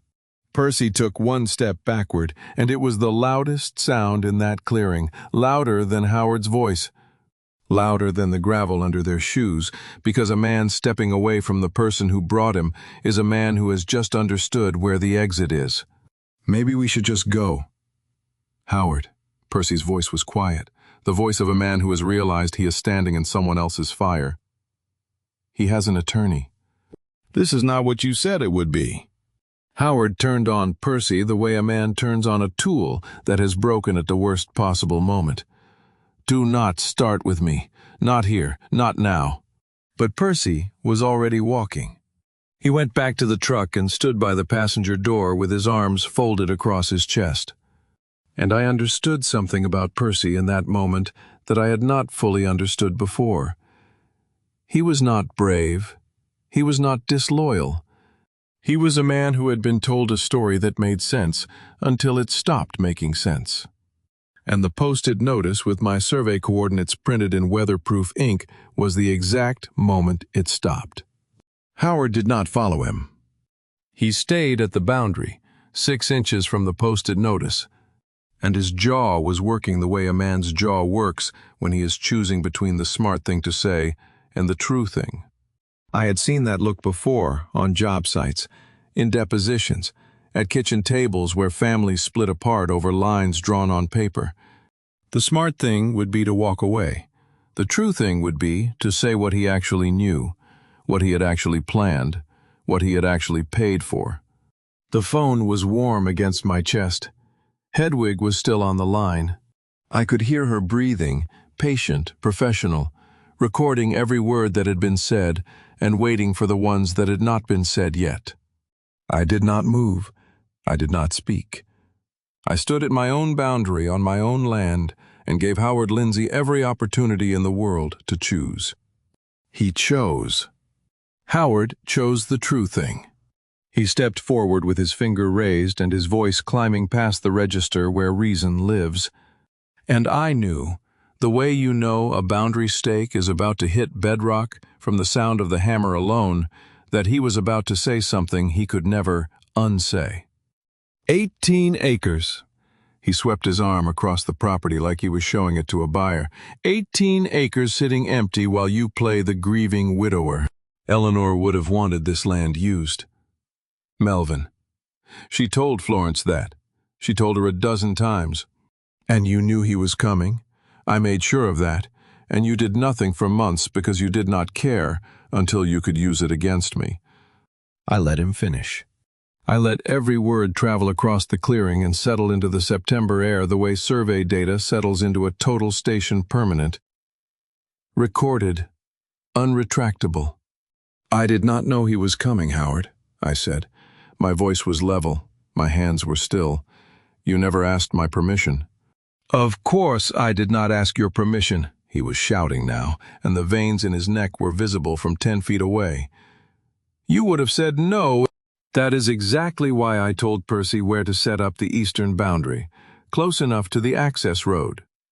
Far enough from the house that you would not notice for a season. That was the whole point. Have you ever watched a man talk himself into a confession he did not know he was giving? Watched the words leave his mouth and understood, before he did, that every syllable was a nail being driven into the lid of his own defense. I watched it happen 6 feet from a posted notice bearing my survey coordinates. And I did not interrupt, because the most important thing a surveyor ever learns is when to stop talking and let the instrument do the work. Howard was breathing hard. His finger was still in the air, pointing at me, or at the property, or at the idea of a world where what he had done was justified. Behind him, Percy had climbed into the truck and pulled the door shut. The thud carried across the clearing like a period at the end of a sentence Percy wanted no part of finishing. You sat in your house and let that land rot? Howard continued. Lower now, but no less committed. I did what Florence could not bring herself to do.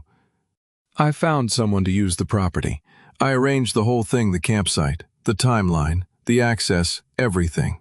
And you want to stand here behind a piece of paper and tell me I did something wrong? You arranged the timeline, I repeated, not a question, a marker. Hedwig's voice came out of my breast pocket like a verdict. Mr. Lindsay, this is Hedwig Stanton, attorney of record for the property owner. The words were flat and precise, the voice of a woman who had been listening for 4 minutes and had heard everything she needed in the first 90 seconds. You just stated that you told Percy Russell where to camp, how long to stay, and that you deliberately concealed the arrangement from the property owner. Could you clarify what you meant by arranged the timeline? Howard's mouth opened, but nothing came out. His eyes went to my chest, to the shape of the phone against my shirt pocket. And I watched the color leave his face the way ink leaves a page dropped in water, slowly at first, then all at once. I am not talking to you. His voice had dropped 30 decibels. This is a private conversation, Melvin. Hang up that phone. Wisconsin is a one-party consent state, Mr. Lindsay. Hedwig did not raise her voice. She did not need to.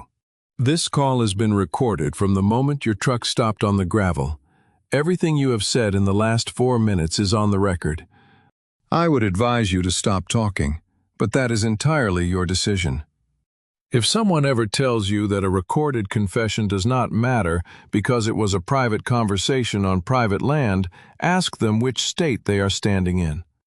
Because in Wisconsin, one voice saying yes is enough.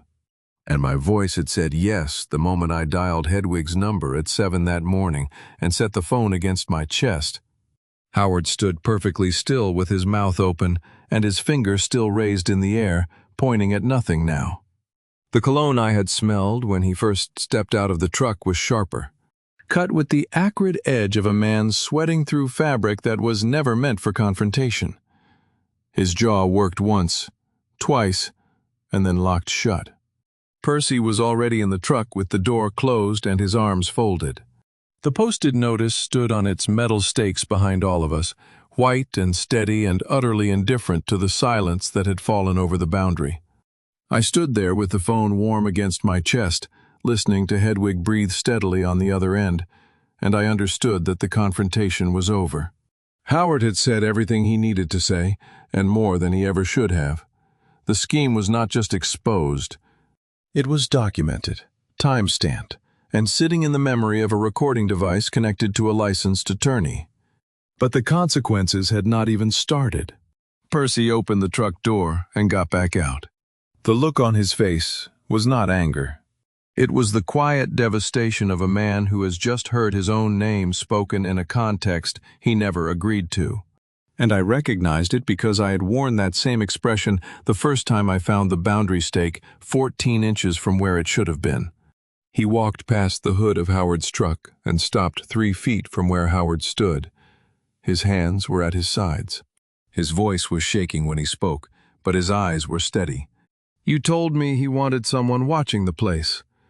Percy was looking at Howard the way a man looks at a receipt for something he never bought. "You said it was a favor. You said his wife had just passed, and he needed help, and he was too proud to ask. I have been sleeping on another man's land for 6 weeks because you made me believe I was helping." Howard's jaw tightened. "Percy, this is not the time to—" "It is exactly the time." Percy cut him off without raising his voice. And that was when I understood that the quiet ones are the most dangerous when they finally speak, not because they shout, but because they have been listening long enough to know exactly which words will land. "You gave me a spot on the eastern boundary. You told me where to pitch the tent. You told me how long to stay. You said 3 seasons and then we would talk about something permanent. I asked you twice if the owner knew and you said yes both times." There is a moment in every land dispute when the ground stops being dirt and becomes evidence. When every footprint, every tent stake, every night spent sleeping on soil that does not belong to you turns into a line in a legal filing. I watched that moment arrive on Percy's face like sunrise slow. Total, impossible to reverse.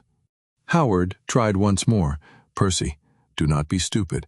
Walk away now, and you lose everything I promised you." That was the second layer. I heard it, and I knew Hedwig heard it through the phone against my chest. Not just a favor, a promise, compensation. Whatever Howard had Officer Percy to stay on my land was now part of the record, a transaction disguised as friendship, fraud, wearing the mask of generosity. Percy turned to me. His eyes were wet, but his voice was clear. "I am sorry, Mr. Lowe. I did not know the full extent of what he was doing. I will have my things off your property by tonight." "You promised me a lie. Howard," Percy said without turning around. "That is already nothing." He walked back toward the campsite to pack.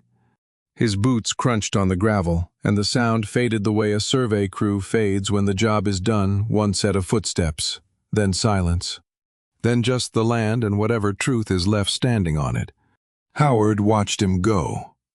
His face had passed through fury and arrived somewhere I had not expected, a flat, calculating stillness that was worse than anger because it meant he was already thinking about damage control instead of accountability. I reached into my breast pocket and pulled out the phone. I held it up the way you hold a survey instrument level, steady, pointed directly at the thing that needs measuring. The call timer on the screen read 11 minutes and 42 seconds. "Mr. Lindsay." Hedwig's voice came through the speaker, clean and final, carrying across the open air between us with the precision of a woman who had spent the last 12 minutes writing notes in the margins of everything he said. "This recording has been logged with a timestamp. You have confirmed that you directed Percy Russell to occupy the property without the owner's knowledge or consent, that you specified the location and duration, and that you did so with the intent to establish a claim against the property. Thank you for clarifying the arrangement." The silence that followed was the loudest thing I had heard all morning. No wind, no birds, no engine. Just Howard Lindsay, standing 6 feet away from me with his mouth half open, and every word he had spoken in the last 12 minutes sitting between us like survey markers on a boundary that could never be moved again. "You set me up," Howard said, barely audible. "No, Howard. I gave you every chance to walk away. You chose to keep talking." If someone had told me a year ago that winning would feel like this, I would not have believed them. Eleanor once said that being right about family is the loneliest kind of right there is, like finding out you were correct about something you wished with everything in you that you had been wrong about. Standing there with the phone in my hand, and the recording logged and the legal case closed before it ever reached a courtroom, I understood what she meant. Howard looked at the phone in my hand. He looked at the posted notice on its metal stakes. He looked down the gravel road where Percy was already disappearing around the bend with a duffel bag over one shoulder. He did not say another word. He walked to his truck and pulled the door shut with the careful precision of a man who understood that slamming it would be one more sound on a recording that already held too many. The engine started. The tires turned. The silver pickup went down the gravel road and disappeared behind the tree line. Then it was just me and the lake and the notice and the quiet. Have you ever won something and immediately understood that the winning was going to hurt longer than the fight? I stood at the boundary and watched the dust settle on the gravel road where Howard's truck had been, and the quiet that came after was not peace. It was the silence of a house after a door has been slammed for the last time, permanent, total, and full of things that should have been said differently. Howard had sat in that truck for almost a full minute before he turned the key. I counted. 61 seconds of a man staring through his windshield at the posted notice on its metal stakes, running some private calculation about what he had lost and how much of it was his own fault. I have seen that look on job sites the moment a developer realizes the boundary survey does not match the lot he already sold. The moment the numbers stop being negotiable. He did not apologize. He did not threaten. He reversed out without looking at me, and on the way he clipped 6 inches of fence post, a cedar post that Eleanor and I had set together the summer we moved in, tamping the gravel around its base with a hand compactor while she held it plumb. I watched it snap and lean at a 40-degree angle, and I thought, that is the last thing Howard Lindsay will ever break on this property. The tires popped on the gravel. The silver pickup went around the curve and behind the tree line, and then the sound faded, and there was nothing left but the lake and the posted notice and a broken fence post leaning against the wire. A fence post Eleanor and I set together 2 decades ago, and Howard snapped it on his way out like a punctuation mark at the end of a sentence neither of us wanted to finish. I stood there for another 3 minutes. Not thinking, not planning, just standing on my own land the way a man stands after a storm passes, checking for damage, listening for the next sound, not yet trusting the silence. Then I went inside and did what surveyors do when the field work is finished. I secured the data. I sat at the kitchen table with my laptop and sent 12 files to Hedwig, time-stamped photos of the posted notice, the GPS boundary verification, and the complete call recording from that morning. I labeled each attachment with a date and a description the way I used to label survey data sets: precise, sequential, defensible. I CC'd myself on every email. I watched the sent confirmations arrive one after another, small chimes in the quiet kitchen, and I thought about how strange it is that the most important legal evidence of my life fit inside a dozen email attachments totaling less than 40 megabytes. You think the hard part is the confrontation, the standing there, the saying the thing, the watching a grown man realize he has lost. But the hard part is afterward, when the house is quiet and your body starts charging you for every minute you held steady. The adrenaline does not ask permission to leave. It just goes. And what it leaves behind is a 63-year-old man sitting at a kitchen table with hands that will not stop shaking. The aspirin bottle sat on the counter where Eleanor used to keep the sugar bowl. I picked it up and tried to twist the child-proof cap, and my fingers slid off. I tried again. My right hand was trembling badly enough that I could hear the tablets rattling inside the bottle like a sound effect designed to humiliate. I had just defended my property against a calculated land scheme, recorded a confession that would hold up in any courtroom in the state, and watched my brother-in-law drive away in permanent defeat. And I could not open a $3 bottle of aspirin. I set it down on the table and put both palms flat against the wood and breathed. The table was smooth and cool. Eleanor had refinished it herself the year before she got sick, sanding it down to bare oak and applying 4 coats of polyurethane with a foam brush because she said hiring someone to finish a table was like hiring someone to write your own letters. I pressed my hands against her work and waited for the shaking to stop. Eleanor would have opened that bottle for me without saying a word. She would have set 2 tablets on the table and a glass of water beside them, and then she would have sat down across from me and waited until I was ready to talk.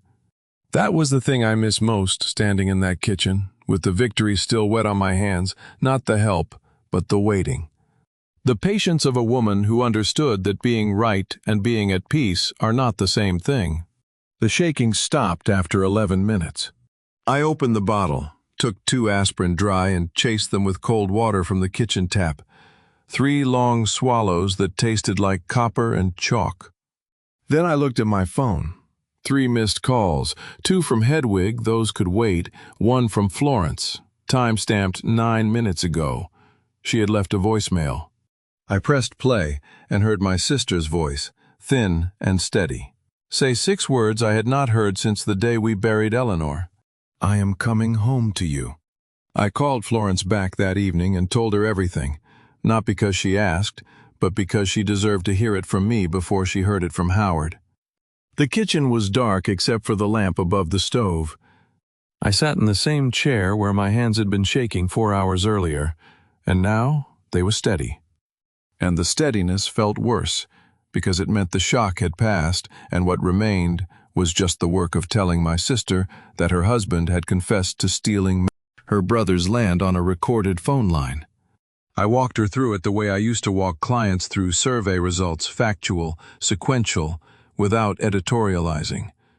Howard arriving at 8:12. The demand to remove the notice. Percy stepping away. The words Howard said when his composure broke.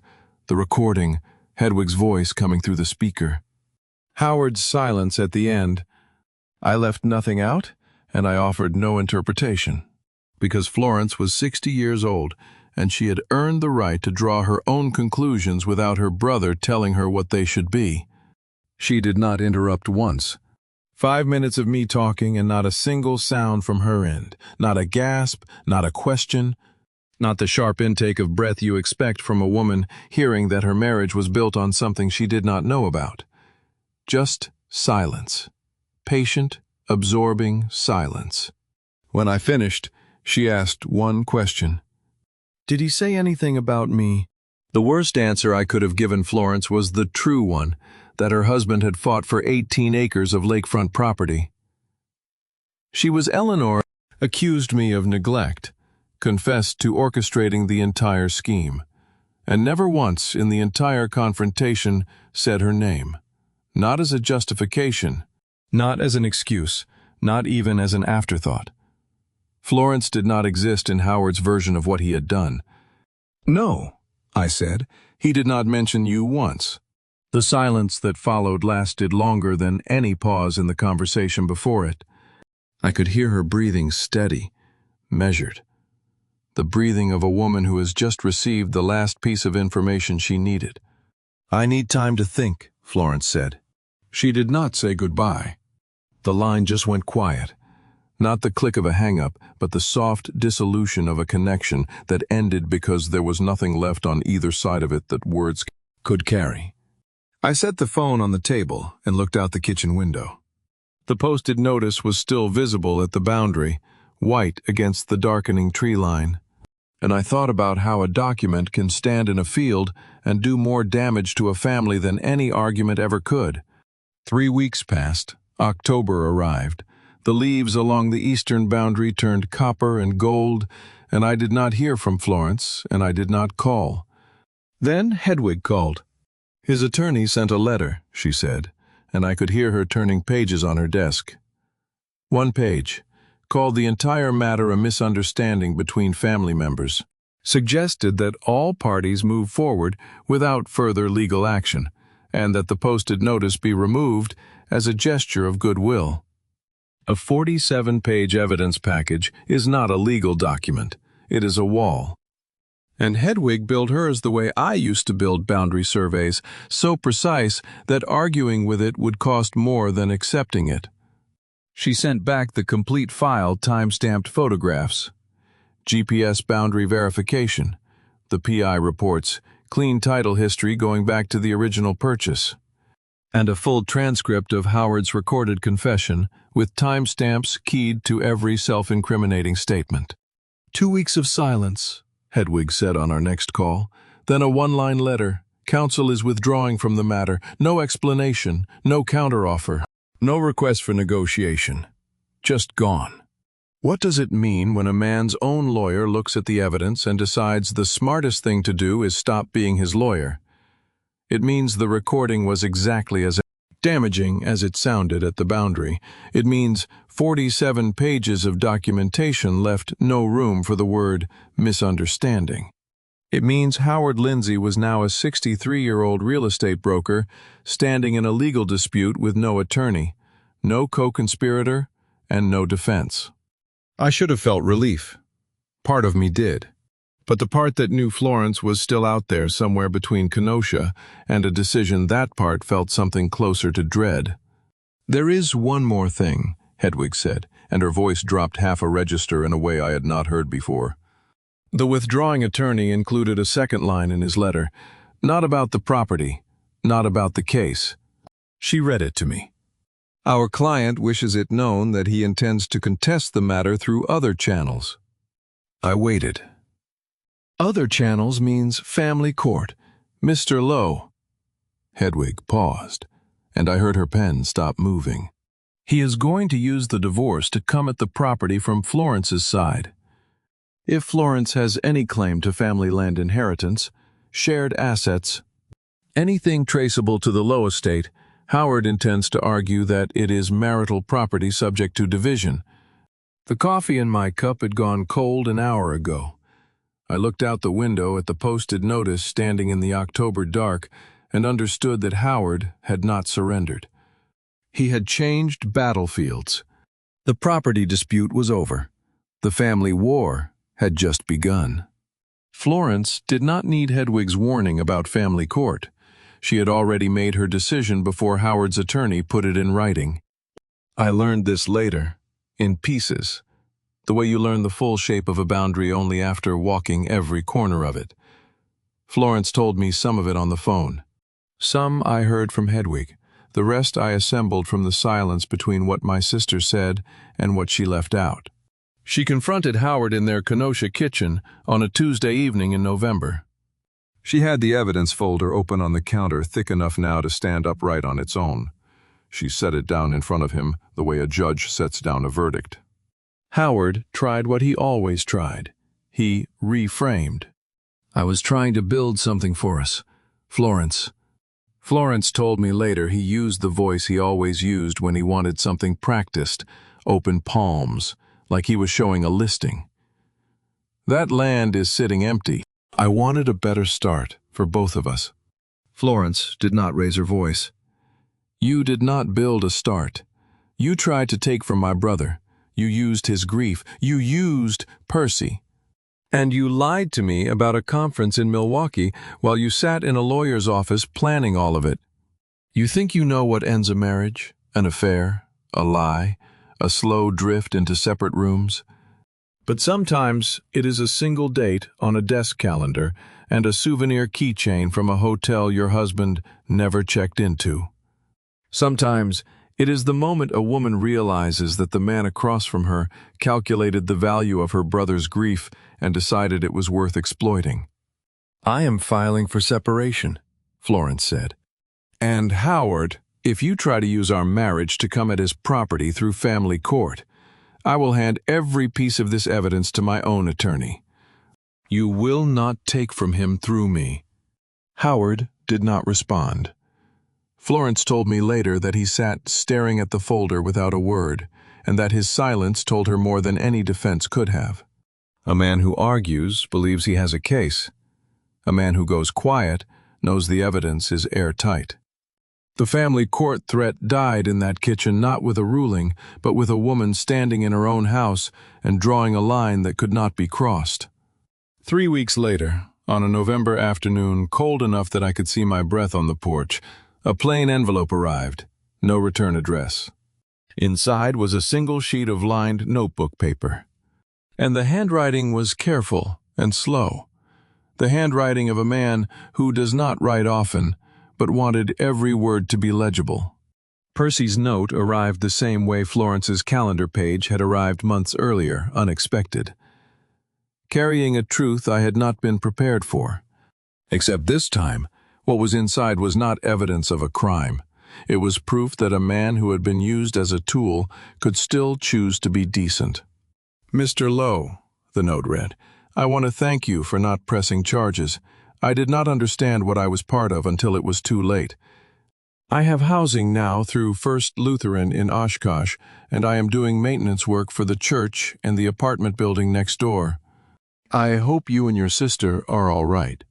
He signed it Percy Russell, as though I might have forgotten which Percy. I had not.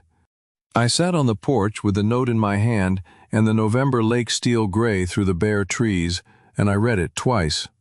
The paper was rough between my fingers, institutional, slightly chemical, the kind of stationery a church program keeps in a supply closet. I thought about Percy sleeping on my eastern boundary for 6 weeks, believing he was doing a favor. I thought about him stepping away from Howard at the confrontation. I thought about the duffel bag over his shoulder, disappearing down the gravel road. I folded the note and placed it in the evidence folder with everything else the PI reports. The recording transcript, the calendar page from August. The folder was thick now. It held every lie, every photograph, every legal document from the past 5 months. And now it held the one thing I had not expected to find inside it: decency. I closed the folder and held it in my lap and looked at the lake. And I thought that Eleanor would have read Percy's note twice and then made him a plate of food. Because that is what she did with people who had been broken by someone else's plan. Florence called that evening. She did not mention Howard or the separation or the evidence.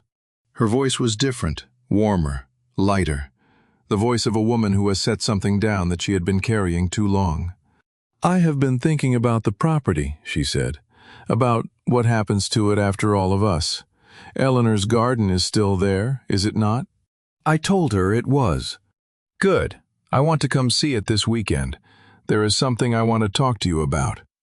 Florence arrived on a Saturday morning in December with work gloves in her coat pocket and a pair of boots she had not worn since our mother's funeral. The first thing she did was walk to Eleanor's garden and stand in it for 10 minutes without saying a word. I watched her from the porch and did not interrupt. Some silences are not yours to break.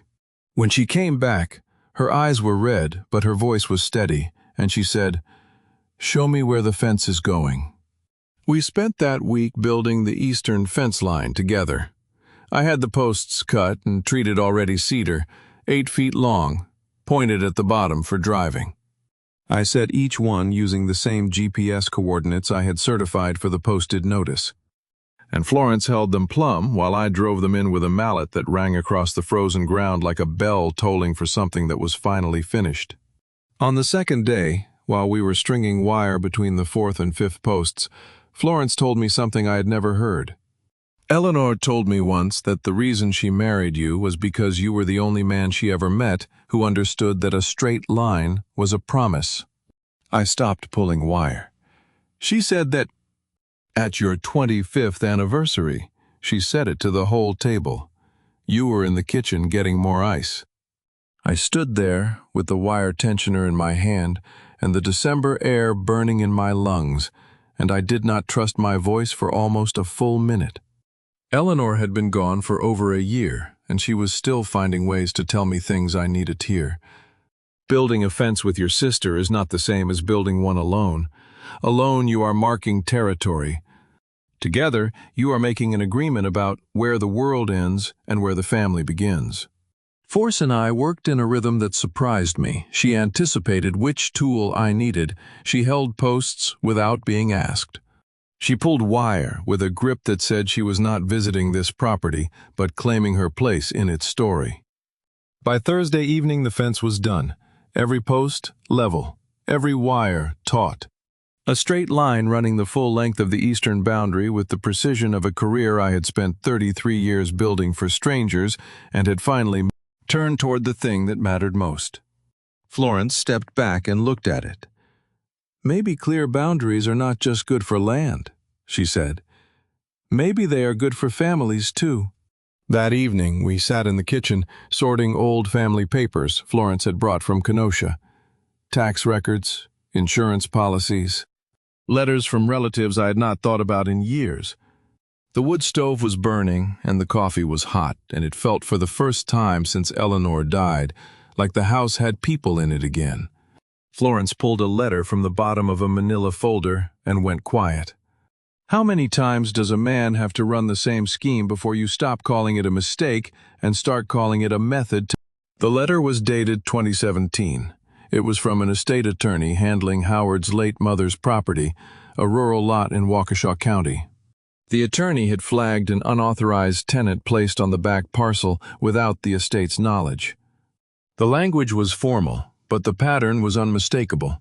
Someone had been positioned on land that did not belong to them, close enough to a boundary to establish use, quiet enough to avoid detection. The attorney caught it early, and Howard backed off. "He has done this before," Florence said. Her voice was flat, not shocked, not angry, just the voice of a woman watching the last excuse dissolve. "He refined the approach," I said. "With your mother-in-law he was sloppy. With me he used Percy and waited until Eleanor was gone." Florence set the letter on the table next to her coffee and stared at it the way I had stared at the moved boundary stake months ago, with the slow recognition that what you are looking at is not an anomaly, but a pattern. If you have ever found proof that the person you defended for years was exactly who everyone warned you about, you know the feeling is not anger. It is the quiet click of a lock turning shut inside your chest, the last door closing on the last room where doubt used to live. I kept asking myself if I was overreacting, Florence said. If maybe he just made a mistake and I was punishing him for one bad decision. She closed the folder. This is not one bad decision. This is who he is. She looked through the kitchen window at the finished fence line, straight and true in the December light. Every post casting a long shadow across the snow that had started falling while we sat inside. Then she turned to me. "I want to sign something. A document that says if anything happens to either of us, this property stays in the Lowe name. Not the Lindsay name, the Lowe name." She paused. "Can Hedwig draw that up?" I looked at my sister sitting in Eleanor's kitchen, wearing Eleanor's borrowed sweater with sawdust still in her hair from a week of building fence. And I understood that the property had not just been defended. It had been reclaimed not from Howard, but from the silence and the grief and the distance that had grown between two siblings who forgot they were on the same side of the line. Hedwig drew up the document in January. Florence signed it at the same oak desk where the posted notice had been drafted 4 months earlier. And when she set the pen down, she looked at me and said, "That is the last piece of legal paper either of us will ever need." She was right. Spring came to Green Lake the way it always does, slowly, then all at once. The ice pulling back from the shoreline in long gray sheets, and the air turning from something you endure to something you breathe on purpose. By April, The eastern fence was holding through its first thaw.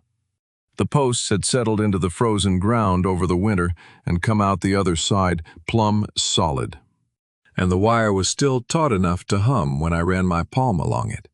The new neighbor to the south, a retired school teacher who had bought the lot in February, asked me one morning if I would check her boundary lines. She had a survey from the closing, but she did not trust the markers. I told her I would do it for free. I spent an afternoon with the RTK unit walking her perimeter, confirming every corner, and when I handed her the printout, she asked what she owed me. Nothing. Just know where your lines are. That is all anything. It was the first field work I had done since retirement, and it felt the way I imagine a surgeon feels when he picks up a scalpel for a friend. The skill is permanent. But the purpose has changed. I was not working for a fee or a client anymore. I was doing for a neighbor what I wish someone had done for me before any of this started. If you own property, even a small lot, even a patch of yard behind a house, you are still paying off. Go home tonight and pull out your deed. Read the legal description. Walk your boundary once a year. The 10 minutes it takes to understand where your lines are is 10 minutes that could save you years of what I went through. Florence came most weekends now. She had found an apartment in town, nothing fancy. A one-bedroom above a hardware store on Mill Street, but close enough to walk to the property when she wanted to see the garden. She was building a life that did not include Howard, and she was doing it with the same quiet determination she had shown holding fence posts in December. On Saturday mornings, she sat on the porch where Eleanor used to sit. And the lake looked the same as it always had, patient and wide and unconcerned with what men tried to take from its edges. Howard signed the separation agreement without contest. Hedwig told me the recording made negotiation unnecessary. He kept the brokerage, Florence kept her dignity. The property was never mentioned in the filing. A boundary is not a wall. A wall hides what is behind it. A boundary shows it clearly. And there is nothing more generous than telling the world exactly where you stand. I learned that from 33 years of drawing lines for other people, but I did not understand it until I drew one for myself. Percy wrote once more in March a postcard from Oshkosh, 2 sentences. He had been promoted to building supervisor at the church complex. He did not mention Howard. I pinned the postcard to the refrigerator next to a photograph of Eleanor in the garden, and that felt right. The evidence folder still sat in the bottom drawer of my desk. I had not opened it since December. Everything inside it the PI reports, the recording transcript, the calendar page, Percy's first letter. The 2017 document from Waukesha County belonged to a story that was finished. I did not need to read it again. The fence told the story now. The signed document told it. The garden turning green for the first spring since Eleanor last worked the soil told it in a language that did not require legal terminology. I check the posted notice every morning, the way I used to check Eleanor's garden, not because I think anything has changed, but because the act of looking is how you honor the things you fought to keep. A truck came up this gravel road last September loaded with camping gear and a man who thought he was doing a favor. It left the same season with nothing. The land stayed. The fence held. The notice is still on its stakes at the eastern boundary, white and legible from 50 feet, and I see it every time I walk down to test the wire tension, which is every morning, which is enough. Eleanor used to say, "A straight line is a promise." I spent 33 years drawing them for other people. It took losing her to understand that the most important line I would ever draw was my own. I stood at the eastern fence at sunset with a mug of coffee in my hand and watched the light move across 18 acres of lakefront that no one would ever take from the Lowe name again. Florence's car was in the driveway. The garden was turning green. The gravel road was empty. Boundaries are not about keeping people out. They are about knowing clearly, precisely, down to the centimeter, what is worth holding close. I spent 33 years drawing straight lines for other people and never thought to check the ones around my own family. Do not make my mistake. Do not assume that the people closest to you would never cross a boundary just because they share your last name. Pull your deed, walk your property, know your lines. 10 minutes of prevention would have saved me a year of heartache. This family drama taught me something I could not have learned any other way, that boundaries are not walls, they are acts of clarity. They tell the people you love exactly where you stand, and they tell the people who would take from you that you are paying attention.